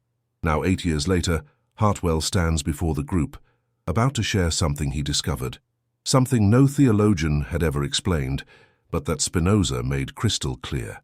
"My friends," he begins, "tonight I want to talk about the experience of prayer, not the theory, but the real practice. What happens inside us when we pray in the Spinozan way?" He walks around the room, looking at the attentive faces. How many of you, before knowing Spinoza, experienced moments during prayer where, how can I say, where you disappeared, where there was no longer you praying to God, but just prayer happening? Several hands rise. An older woman, Sarah Mitchell, speaks. "Yes, doctor. Especially as a child, sometimes in church during hymns, I felt like I dissolved into the music, as if there was no more Sarah, just sound and light and love." "Exactly," Hartwell responds. "And what did the pastors tell you about these experiences?" "That it was God touching me," Sarah says. "That it was special grace. That I should be grateful and try to be worthy of more such moments." Hartwell nods. "And you tried. You prayed more. You fasted. You behaved better, hoping that God would touch you again, right?" Murmurs of agreement throughout the room. "But," Hartwell continues, "Spinoza shows us something revolutionary. Those moments weren't God coming to you. They were you finally stopping resisting what you always were. They were you recognizing, however briefly, your true nature." A young student raises his hand. "But doctor, if it's natural, if we were always divine, why is it so rare? Why don't we live in that state constantly?" Hartwell smiles. "It's the crucial question. Because," he says, "we are God playing at being limited. And to play convincingly, we need to forget it's a game. It's like actors in theater. They know they're performing, but during the play, they give themselves completely to the characters. If they remembered all the time that they're actors, the play wouldn't work." He pauses, letting the metaphor sink in. "We are God performing being human, and we perform so well that we forget we're actors. True prayer is those rare moments when we remember, when the actor recognizes himself in the middle of the play." A voice from the back of the room. "Then why pray if it's all a game, if we're already divine? What's the point?" Hartwell turns in the direction of the voice. It's a middle-aged man, obviously skeptical. "Because," Hartwell responds, "even knowing it's a game, you still want to play it well. You still want to experience the joy of recognizing yourself. You still want to have those moments of clarity where everything makes sense." He returns to the center of the room. "And besides, there's something more. Each time you have that experience of unity, each time you pray and touch your own divinity, you make it easier for others to do the same. Because we're not separate gods pretending to be human. We're one singular God experiencing multiple perspectives. When one perspective awakens, all are affected." Sarah Mitchell raises her hand again. "Doctor, can I share something? Yesterday I was praying, or contemplating as we've learned here, and something strange happened. For a moment I felt I wasn't just connecting with God, I felt I was connecting with you, with all of you, as if your minds were somehow present." Hartwell becomes animated. "Sarah, that's exactly what Spinoza predicts. In the Ethics he says that all individual minds are ideas in God's infinite mind, and when you enter deep contemplation, when you touch the source, you can feel other minds that are also touching the source, because at the source there's no separation." Another member speaks, a merchant named James. "That would explain why, after we started meeting here, my prayer at home changed. Even alone, I feel like I'm connected to something greater, as if you were somehow present." "You are discovering," Hartwell says, excited, "what mystical traditions always knew but could never explain clearly, that there's a level of reality where separation is illusion, and true prayer connects us to that level." He takes chalk and goes to the blackboard. He draws a large circle and several smaller circles inside. "Imagine it like this. Each of you is a small circle. Your personality, your history, your concerns. When you pray traditionally, It's as if each small circle tried to talk to something outside the large circle. He points outside the drawing. But in the Spinozan view, you realize there's nothing outside the large circle. Everything is inside. And when you pray deeply, you expand. The small circle becomes larger and eventually merges with the large circle. And in that fusion, you realize you were never separated from the other small circles. All were always parts of the same whole. A young woman new to the group timidly raises her hand. "Mr. Hartwell, this is beautiful as theory, but in practice, I still feel alone. I still suffer. I still have fear. Knowing I'm part of God doesn't eliminate my pain." Hartwell looks at her with deep compassion. "What's your name?" "Elizabeth." Elizabeth, Spinoza never said that knowing your divine nature would eliminate suffering. He said it would change your relationship with suffering. When you suffer knowing you're part of God, the suffering isn't just yours, it's God experiencing suffering through you. And somehow, mysteriously, this makes suffering more bearable. He pauses, choosing words carefully. It's like the difference between being lost in a dark forest and walking through a dark forest with a map. The forest is the same, the darkness is the same, but with the map, you're not lost. You're exactly where you need to be, learning exactly what you need to learn. Elizabeth has tears in her eyes. And prayer. How do I pray with my pain? Don't pray despite the pain, Hartwell responds gently. Pray through the pain. Allow the pain to be part of the prayer. Say, "God, I am your pain now. Feel through me. Learn through me. Use this experience to know yourself in a new way." Deep silence in the room. Then Elizabeth says, almost whispering, "Would that make my pain sacred?" "Your pain is already sacred," Hartwell responds, "because you are sacred. Because you are the way God experiences pain. And if God is sacred, then everything God experiences also is." James the merchant stands up. "Doctor, this changes everything. If we're right, if we really are forms of God experiencing human life, then every moment is prayer, every experience is sacred. Every person we meet is God," Hartwell completes. "Every person is God disguised as person." And when you understand this, how can you not pray? How can you not live in constant adoration? Not adoration of something external, but recognition of the divine in everything. Sarah Mitchell also stands. "Doctor, can I propose something? What if, instead of ending with spoken prayer, we ended simply being, simply recognizing together our divine nature?" Hartwell smiles widely. "Sarah, you just proposed the perfect Spinozan prayer." And so for 20 minutes, 40 people simply sit in silence, not asking for anything, not seeking anything, just existing consciously as expressions of God.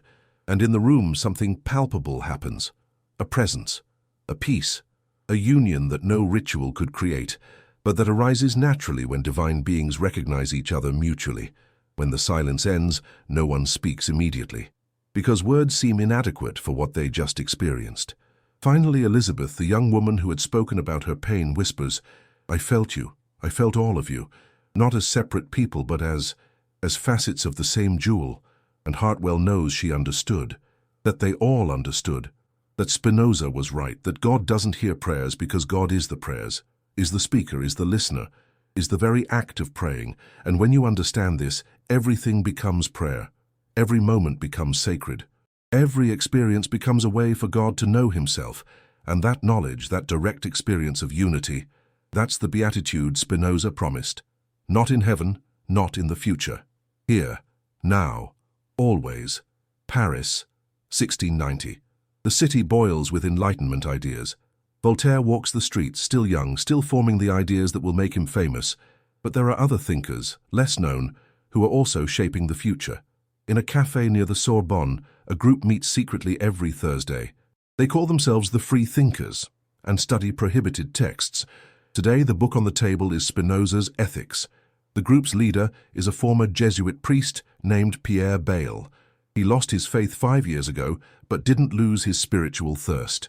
And in Spinoza, he found something no theology had offered, a way to be deeply spiritual without being superstitious. "My friends," Bayle says, looking around the table, "today I want us to explore the most practical question. If we accept the Spinozan view of God, how does this change our daily life? How do we pray? How do we relate? How do we face losses?"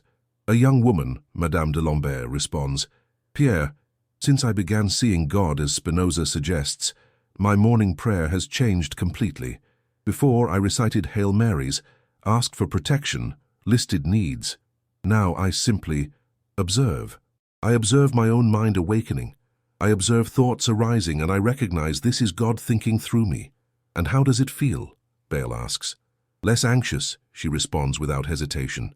When you understand that your thoughts are not personal, that they are manifestations of something infinite, you stop identifying so much with them. They come and go like clouds in the sky. You observe but don't get lost. An older man, Monsieur Dubois, shakes his head. But, Madame, doesn't this make you feel insignificant? If your thoughts are not yours, if you're just a wave in the ocean, what is your importance? Bale leans forward, interested in the debate. Excellent question, Dubois. Madame de Lambert, how do you respond? She smiles. Monsieur Dubois, you ask if I feel insignificant being a wave. But I ask you, is a wave insignificant? Each wave is unique. No wave was ever exactly like another, and each wave carries all the force of the ocean. I am not less for being part of something greater. I am more. A young student, Claude Helvetius, raises his hand. But what about free will? If we are just modifications of God, if everything is determined by natural laws, are we responsible for our actions? Bale recognizes the question. It's one of the most controversial points of Spinoza. Claude, Spinoza would say the question starts from a false premise. You assume there's a separate you that could have free will. But what is this you? It's a collection of memories, habits, thought patterns. And where do these patterns come from? From infinite causes extending through history. He pauses, organizing his thought. But this doesn't eliminate responsibility. It just redefines it. You are responsible not as an independent agent, but as a focal point where infinite causes converge to create action. You are the place where the universe acts. And understanding this brings greater responsibility, not lesser. Dubois frowns. I don't understand the practical difference. Bale takes paper and draws. Look, in the traditional model, you are an isolated point with freedom to choose. He draws a point alone. But in the Spinozan model, you are a knot in an infinite network of relationships. He draws a complex network with a point connected to everything. In the first model, he continues, if you make a mistake, the fault is all yours. In the second, you understand that the error arose from complex causes, but still you are the point where these causes manifested. So you have responsibility to understand these causes and modify future patterns. Helvetius becomes animated. This would completely change justice. Instead of punishing crimes, we would try to understand and modify the causes that produce them. Exactly, Bale responds.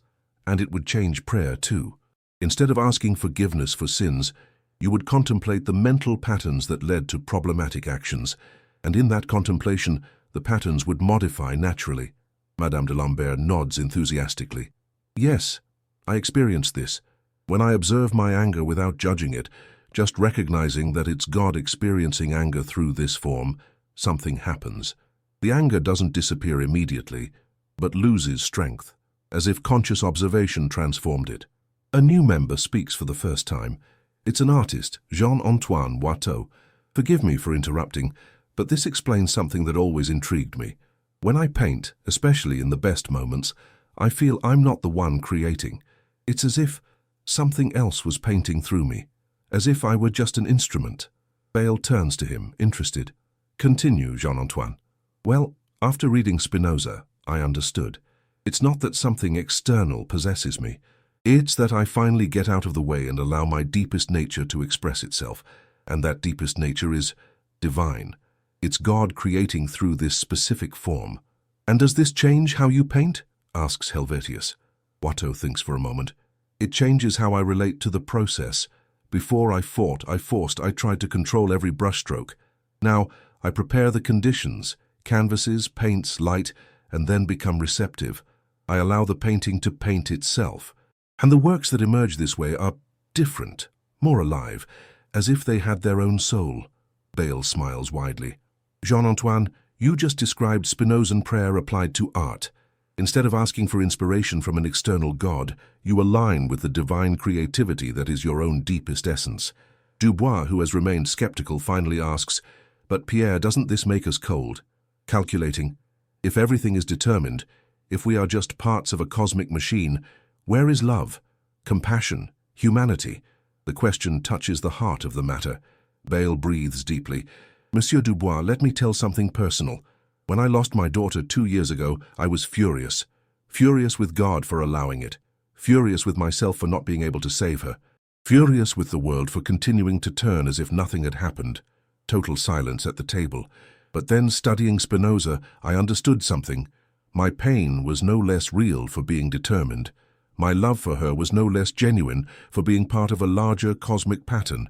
And strangely, understanding that everything is part of God made my compassion grow, not diminish. How so? Dubois asks gently. Because I saw that all people who irritated me, who hurt me, who disappointed me, all were like me. All were God expressing himself through specific limitations.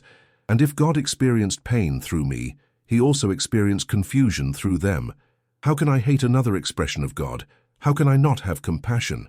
Madame de Lambert has tears in her eyes. Pierre, that's exactly what I feel. Since I see all people as facets of God, I can no longer genuinely hate them. I can disapprove of actions, I can protect myself from destructive behaviors, but hatred simply no longer makes sense. Watteau nods. It's like hating your own hand because it made a mistake. You can correct the movement, train better coordination, but hating the hand would be absurd. Bayle looks around the table, seeing how Spinoza's ideas are transforming these people. Friends, I believe we are discovering something Spinoza intuited. When you really understand that everything is God, you don't become less human. You become more human, because you finally understand what humanity really is. Helvetius raises his hand. And what about collective prayer? If we gather to pray together, what do we do? Excellent question, Bayle responds. Next week, I propose we experiment. Instead of saying rosaries or reciting psalms, let's simply sit together in contemplation. Let's consciously recognize that we are multiple perspectives of the same infinite reality, and let's see what happens. Dubois seems intrigued despite himself. And do you think this will have effect? That we'll feel something? Madame de Lambert responds before Bayle. Monsieur Dubois, we're already feeling. This conversation, this mutual recognition, this sense of connection growing between us, this is already Spinozan prayer. We are already God knowing himself through multiple perspectives. And it's true. In the room there's something palpable, an intimacy that goes beyond the familiar, an understanding that transcends words, as if, for the first time in their lives, these people were seeing each other as they really are. Not social masks, not roles, but direct expressions of the divine. Bayle observes this and smiles. Friends, I believe Spinoza would be proud. We didn't create a new religion. We didn't establish dogmas. We simply allowed truth to reveal itself naturally. And the truth is this: you are sacred, exactly as you are, not despite your limitations, but through them. And as the Parisian afternoon transforms into evening, as candles are lit and shadows dance on the walls, a group of seekers discovers what Spinoza always knew, that God is not somewhere distant, but right here, right now, experiencing life through each one of them. And this discovery changes everything, not because the world changes, but because they stop fighting against what the world is. And in that acceptance, in that peace, in that union with reality, they find the paradise they were always seeking, not after death, here, now, always. Berlin, 1750. 2 decades have passed since Frederick the Great ascended to the Prussian throne and transformed his court into the intellectual center of Europe. Voltaire is here, as well as other luminaries of the Enlightenment, but in a private library far from the official salons, a smaller group meets every night. They study thinkers who are still considered too dangerous for public discussion. Tonight, it's Spinoza's turn. The host is an eccentric nobleman, Count von Zeckendorf, who has spent a fortune collecting prohibited works. Around the table are figures who will shape future thought. A young Immanuel Kant, still forming his critical ideas. Moses Mendelssohn, Jewish philosopher seeking to reconcile tradition with reason. And Gotthold Lessing, playwright who questions all orthodoxies. Gentlemen, Zeckendorf says, opening a first edition of the Ethics, tonight I want us to consider not just Spinoza's ideas, but their practical consequences. If he was right, If God really doesn't hear prayers as we traditionally understand, what does this mean for society, for morality, for civilization itself? Kant, still young but already showing the systematic mind that will make him famous, responds first. Kant, the question assumes that morality depends on God person. But what if morality has independent rational foundation? What if right or wrong actions can be determined by reason, not divine command? Mendelssohn leans forward. Emmanuel, but where does this reason come from? If we are just modifications of neutral substance, why would reason lead us to good instead of evil? It's a profound question. Lessing intervenes. Moses, maybe the question is poorly formulated. Good and evil are human categories. Spinoza would say that actions are adequate or inadequate to our nature, and our deepest nature, being divine, naturally leads us to harmony. Zeckendorf opens the book to a marked page. Lessing touches something important. Listen to this passage. When the mind imagines its own impotence, it thereby becomes sad. Spinoza suggests that suffering comes from not understanding our true nature, and joy comes from recognizing our real power. Kant frowns. But doesn't this lead to selfishness? If each one seeks to realize their own nature, won't we have war of all against all? Mendelssohn shakes his head. Not necessarily, Emmanuel. If our deepest nature is divine and if God is one, then realizing my authentic nature necessarily harmonizes with you realizing yours. Conflict arises when we act from superficial, not deep natures. Lessing becomes animated. Exactly. It's like musicians in an orchestra. Each has a different part, but when all play in harmony with their own true musical nature, the result is symphony, not cacophony. Zeckendorf smiles. Gotthold, you just described Spinoza's ideal society. It's not a society where everyone is equal, but where everyone is authentic. And true authenticity, being divine, naturally harmonizes.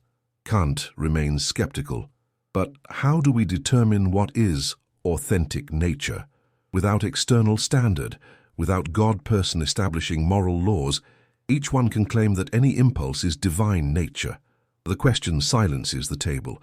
It's the central practical problem of Spinozan philosophy. Finally, Mendelssohn speaks. Emmanuel, I believe the answer is in experience. When we act from our true nature, there's, how can I say, a specific quality in the experience. Peace, joy, sensation of being aligned. When we act from superficial impulses, there's internal conflict even if we get what we want. Lessing nods vigorously. Moses is right. I experienced this in writing. When I force verses, when I try to create from ambition or vanity, the words are technical but dead. When I write from a deeper place, the words have life, and I feel the difference immediately. Zeckendorf stands and walks to the window. Outside, Berlin sleeps under snow. Gentlemen, let me tell something personal. 5 years ago, my wife died in childbirth. And I prayed, God, how I prayed, I bargained, begged, cursed, nothing. Absolute silence. He turns to them. It was then that I found Spinoza, and he offered me something different. Not cheap comfort, not promises of heavenly reunion, but a way to see Helena's death as part of something greater, as God experiencing loss through me. And strangely, this brought peace that no traditional prayer had achieved. Kant looks at him with surprise. And didn't this make you feel diminished? Just an instrument of divine experience? On the contrary, Zeckendorf responds, it made me feel connected to something infinite. My pain was not just mine. It was cosmic. It was God knowing loss in a way that only finite consciousness can know. And my love for Helena? It wasn't just mine. It was God loving himself through two specific forms. Mendelssohn has tears in his eyes. Friedrich, that's beautiful, but also frightening. If everything is God, if even our suffering is sacred, don't we risk justifying anything? Accepting injustices we should fight? It's a serious objection. Lessing responds, Moses, I believe there's a difference between acceptance and passivity. Spinoza doesn't say to accept everything without acting. He says to understand that action is also part of God. When you see injustice and feel impulse to correct it, that's God acting through you. Zeckendorf returns to the table. Gotthold is right. When I understood that Helena's death was part of a larger cosmic pattern, I didn't become fatalistic. I became a doctor. I dedicated my life to preventing other deaths like hers, but not from anger against God, for being a conscious instrument of God's tendency toward healing. Kant still struggles with the implications. But if everything is determined, if free will is illusion, what sense does moral effort make? Why try to improve? Mendelssohn smiles. Emmanuel, you assume that determinism eliminates meaning. But what if meaning doesn't come from absolute freedom, but from conscious participation in the cosmic process? You are determined to want to improve. That determination is part of how God evolves. Lessing hits the table enthusiastically. Yes, it's like a river choosing its path. The river doesn't have absolute free will. It's limited by gravity, topography. But still, there's real choice within these limitations. And the beauty is in how the river creatively adapts to obstacles. Seckendorf takes the ethics and reads, "The effort by which each thing strives to persevere in its being is nothing but the actual essence of that thing." Gentlemen, Spinoza is saying that your deepest essence is the impulse to grow, to improve, to evolve. It's not something you have. It's something you are.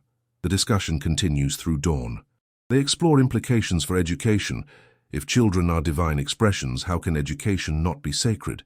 For politics, if citizens are facets of God, how can government not be spiritual responsibility? For art, if creativity is God expressing himself, how can art not be prayer? At sunrise, as they prepare to leave, Kant makes an observation that will stay with everyone. Gentlemen, we began discussing whether God hears prayers, but I believe we discovered something deeper. It's not a question of God hearing. It's a question of us learning to speak the language God understands. What language is that? Asks Mendelssohn. Authenticity, Kant responds. When we live from our truest nature, when we express our divine essence without masks, that's prayer that God doesn't just hear, but that God is, because there's no real distinction between divine speaker and divine listener. Lessing stands, visibly moved.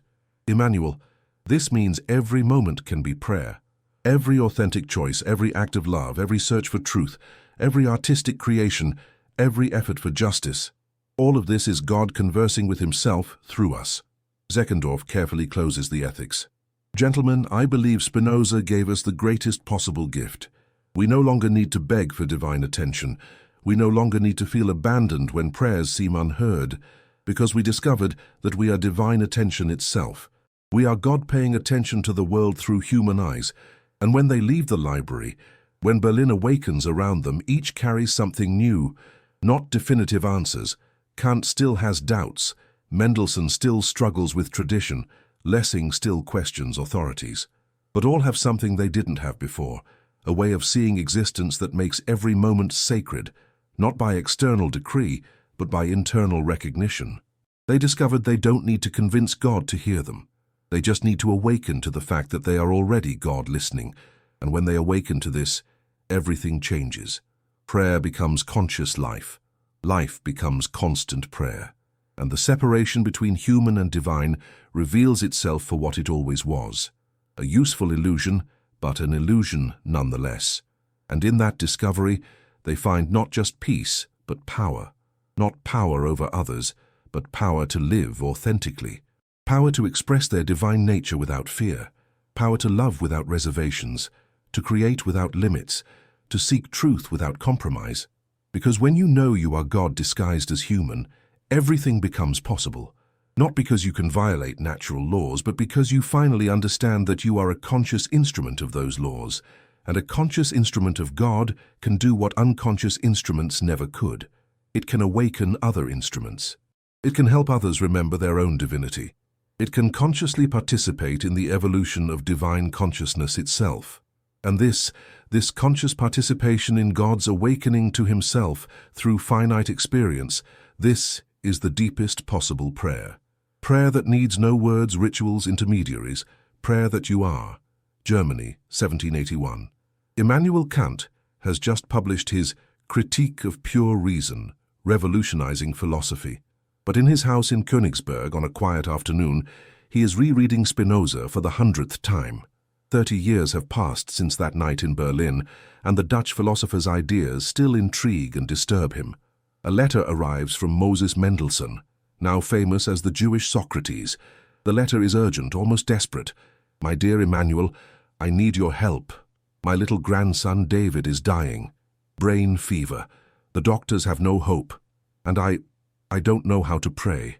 After decades studying Spinoza, after accepting his vision of God, I no longer know how to ask for a miracle, but I also can't simply accept that my grandson will die. What do I do? How do I find peace when my heart is broken? Kant puts the letter aside, deeply moved. He remembers the discussion from that night decades ago. Theory is one thing. The reality of loss is another. He picks up the pen and begins to respond.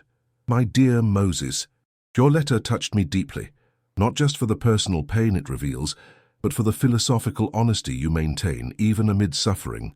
You ask how to pray when we accept the Spinozan vision of God. Let me share reflections that have matured in me over these years. Kant stops, looks out the window. Outside, Königsberg follows its familiar rhythm. He thinks of all the times he faced his own moments of despair, his own questions about prayer and providence. He continues writing, Moses, I believe you are facing the central tension between heart and mind. Your mind accepts that God is not a person who intervenes based on requests, but your grandfather's heart cries out for exactly that, and both are valid. Both are aspects of your complete humanity. He reflects on how to express this. Spinoza taught us that we are finite modifications of infinite substance, but he never said we should deny our finite nature. On the contrary, it's through our finitude that the infinite knows itself. Your love for your grandson, your despair at possible loss, your need to pray, all of this is how God experiences love, despair, need through the specific form that is Moses Mendelssohn. Kant stands, walks around the room. 30 years of philosophy brought him to this conclusion. Reason has limits, but this doesn't diminish its value. Heart has its own logic, equally valid. So pray, Moses. Pray with all your heart. Not because you expect God-person to change his mind about natural laws, but because prayer is how you, as a conscious expression of God, respond to the possibility of loss. It's how God experiences the urgency of finite love. A week later, another letter arrives. It's from Gotthold Lessing, now also older, wiser. Emmanuel, Moses told me about his grandson's illness, and this made me think about something we never adequately discussed that night in Berlin.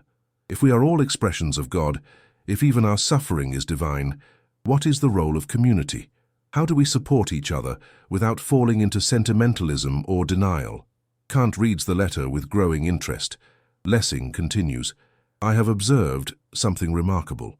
When people who understand the Spinozan vision gather in moments of crisis, something unique happens. They don't offer false comfort. God has a plan, he's in a better place. Nor do they lose themselves in nihilistic despair. They do something else. They recognize the sacredness of the moment. They witness suffering as divine manifestation that deserves total respect. Kant puts the letter aside and reflects. He remembers moments in his own life when this type of presence made a difference, when people didn't try to fix his pain, but simply honored it as real and meaningful. He writes to Lessing, Gotthold, you touch something crucial. Spinozan community is not based on shared beliefs, but on shared recognition. Recognition that each person is sacred, not despite their circumstances, but through them. When someone suffers, we don't try to eliminate suffering with platitudes. We recognize, here is God suffering, here is something holy happening. 2 months pass. A letter arrives from Moses, this time in trembling handwriting from exhaustion. Emmanuel, David died yesterday, and I need to tell you something extraordinary.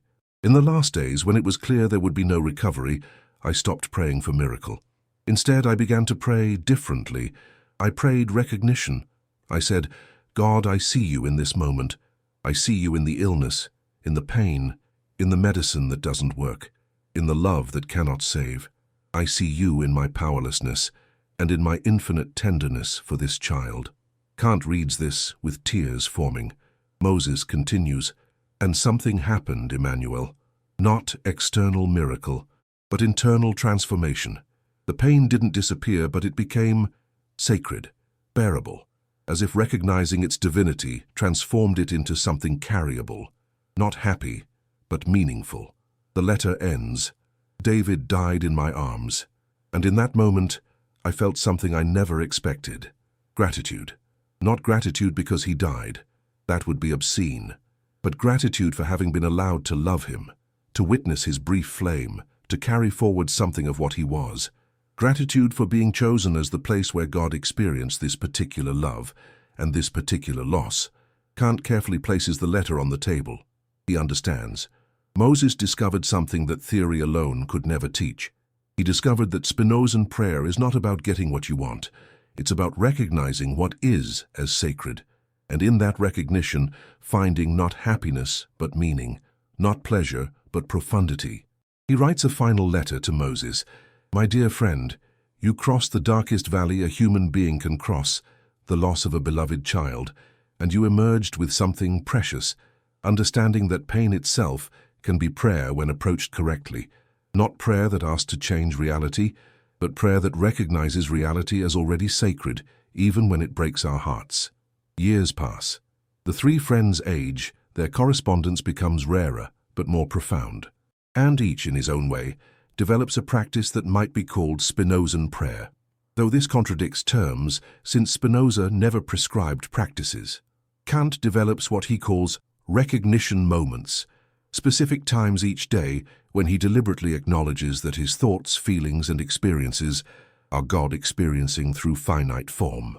Not dramatically, not religiously in the traditional sense, but quietly, rationally, with dignity befitting both human consciousness and divine substance.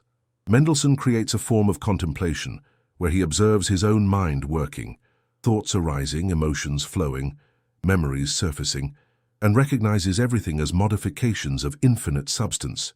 When grief over David wells up, he doesn't suppress it, nor wallow in it.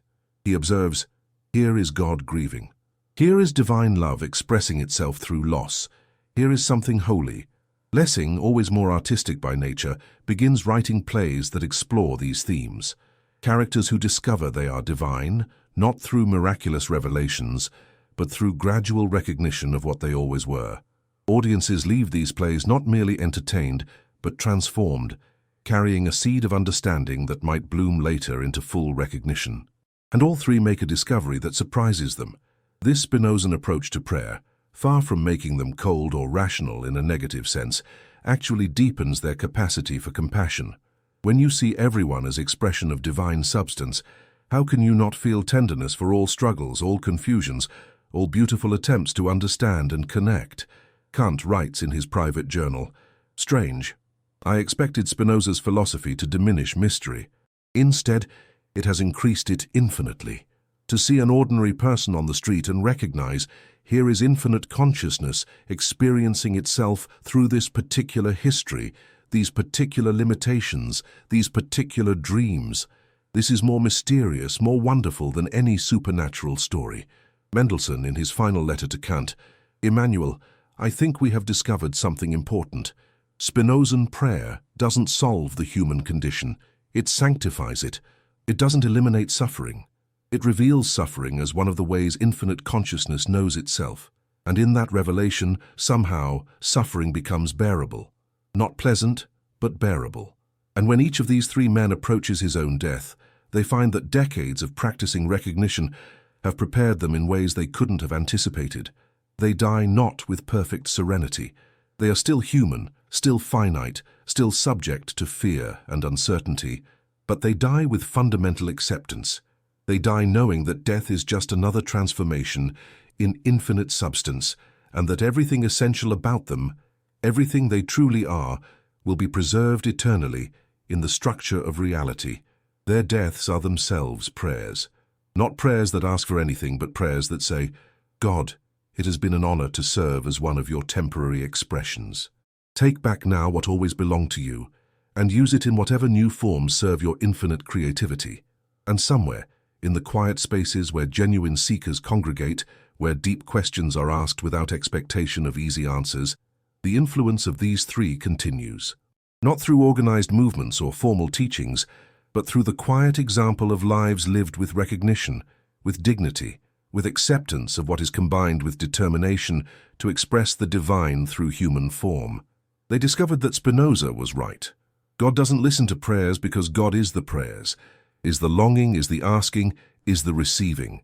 Is the entire conversation, speaker, message, listener, response, all one infinite consciousness exploring itself through temporary separations that allow for the joy of reunion. And when you understand this, when you really get it in your bones, rather than just in your mind, then you begin to live differently. Not perfectly, not without struggle, but with an underlying sense that you belong here, that you are part of something infinitely magnificent, and that even your struggles are sacred. That understanding is what they passed on, not as dogma, not as belief system, but as possibility, as a way of seeing that transforms everything without changing anything, as a form of prayer that requires no words, no rituals, no intermediaries, only recognition of what you already are and always were. Divine consciousness experiencing itself through the beautiful, limited, precious form you call yourself. Today, 21st century. In a small bookstore in some city, someone picks up a dusty copy of Spinoza's Ethics. Maybe it's you. Maybe it's someone like you. Someone who has prayed all their life and wonders if anyone really listens. Someone who has gone through losses and questions where God was. Someone who feels a deep spiritual thirst but can no longer believe in the ready-made answers of organized religion. This person opens the book and reads the first proposition. Only one substance can be given or conceived. Technical words, almost mathematical, but something resonates. They continue reading. Whatever is in God, and nothing can be or be conceived without God. And suddenly, on an ordinary Tuesday morning, in an ordinary bookstore, in an ordinary life, something extraordinary happens. An understanding, a recognition, a memory of something they always knew but never could articulate. This person, you, understands perhaps for the first time that they were never alone. Not because there's a God person watching from afar, but because there is no afar. There is no separation. There never was. Throughout their entire life, when they prayed, when they pleaded, when they felt heard or ignored, what was really happening was this: God conversing with himself. One part of God, you, calling another part of God, the whole, and the whole responding through changes in the part. But now, in this moment of recognition, something changes forever. Prayer doesn't stop, actually, it intensifies, but it transforms completely. Instead of God help me, it becomes God, I recognize that I am the way you experience this need for help, and I trust that you, through me and through all the forces that surround me, are already responding in the only possible way, through the natural unfolding of reality. Instead of, why is this happening to me, it becomes, what are you learning through this experience? How can I be a conscious instrument of your growth in understanding? Instead of, make me a better person, it becomes, let me recognize that I am already a perfect expression of you in this moment, and let this recognition naturally transform me into what I need to become. This transformation in prayer reflects a transformation in their entire life. Because when you really understand that you are God experiencing human life, everything changes. Your relationships change. You can no longer see other people as separate from you. Each person you meet is God in disguise, exploring different possibilities of experience. The irritating spouse is God learning patience through you. The rebellious child is God exploring independence and growth. The difficult boss is God offering opportunities for you to develop inner strength. Your work changes. It doesn't matter what you do, whether you drive trucks, teach children, program computers, or clean offices, you begin to see it as an expression of divine creativity. You are the way God experiences this specific type of contribution to the whole, and knowing this, you work with different dignity, with deeper purpose. Your losses change. When loved ones die, when dreams are frustrated, when plans fail, you still feel pain. You are human, but the pain is different. It's sacred. It's the way God experiences loss through finite perspective, and there's something deeply consoling in knowing that your pain is not just yours, but cosmic, that it's part of something infinitely greater. Your moments of joy change. When something beautiful happens, a sunset, a child's laughter, a moment of deep connection, you don't just feel pleasure. You recognize, this is God delighting in himself through me. This is the infinite knowing itself through finite experience. And this perception makes joy deeper, more meaningful. Your prayer becomes continuous but silent. You no longer need to kneel at specific times or recite specific words. Each moment of consciousness becomes prayer. Each recognition of your divine nature becomes communion. Each act of love, creativity, or compassion becomes sacred ritual. And you discover something surprising. This form of prayer works. Not in the way traditional prayer supposedly works, changing God's will or convincing Him to intervene, but it works by changing you, aligning you with reality, bringing peace that comes from understanding your place in the whole. When you pray, "Thy will be done," now it means, let me recognize that what is happening already is your will, and let me find my peace in alignment with this, not in resistance. When you pray for other people, you don't ask God to change their circumstances. You recognize that they too are divine expressions, experiencing exactly what they need to experience for their growth and learning. And you offer yourself as an instrument through which God can express love and support for them. When you pray for guidance, you don't wait for voices from heaven or mystical signs. You quiet your mind, connect with your deepest nature, and allow the divine wisdom that you are to express itself through intuition, insight, clear understanding. And gradually you realize you are living in a state of constant prayer. Not prayer as request, but prayer as recognition, prayer as celebration, prayer as conscious participation in God's infinite life. You work prayer, you eat prayer, you sleep prayer, you love prayer, you suffer prayer. Everything becomes a way for God to experience Himself through you, and perhaps, just perhaps, you begin to suspect something even deeper. Maybe this entire life, or the relationships, or the experiences, or the challenges, or the joys, maybe all of this is a prayer. A long, complex, multifaceted prayer that God is offering to Himself. You are not just praying. You are a prayer. A living prayer that God is praying through the form of your existence. And when you understand this, when you really comprehend that your entire life is a way for God to pray, then every moment becomes sacred. Every choice becomes ritual. Every experience becomes sacrament. You no longer need to search for God. You recognize that you are God searching for Himself. You no longer need to beg for divine love. You recognize that you are divine love expressing itself. You no longer need to ask for purpose. You recognize that you are the purpose. You are one of the infinite ways through which God knows and expresses Himself, and in this recognition you find the peace you are always seeking. Not because your circumstances changed, but because your perspective transformed completely. You see that you were always exactly where you needed to be, experiencing exactly what you needed to experience, learning exactly what you needed to learn. You see that you were never separated from God because separation is impossible. You see that all your prayers were always heard because you are both the speaker and the listener. You see that all your needs were always met, not necessarily in the way you expected, but in the way that served the growth and evolution of the divine consciousness that you are. And maybe, at the end of this journey of understanding, you realize the most beautiful truth of all. Spinoza didn't destroy prayer. He expanded it infinitely. He showed that you don't need special moments, special places, special words to connect with the divine, because you are the divine, always were, always will be. And when you live with this understanding, when you breathe with this understanding, when you love with this understanding, then your entire life becomes what it always was, an infinite prayer, an eternal celebration, a sacred expression of what Spinoza dared to see and share with the world. God doesn't hear you because God already is you listening. And when you understand this, when you really understand this, then there's nothing more to search for, nothing to ask for, nothing to beg for. There is only this: recognition, gratitude, and the indescribable joy of finally knowing who you really are and always were. There is only this: you, being God, experiencing human life, and discovering that even forgetting your own divinity was a perfect part of the divine plan.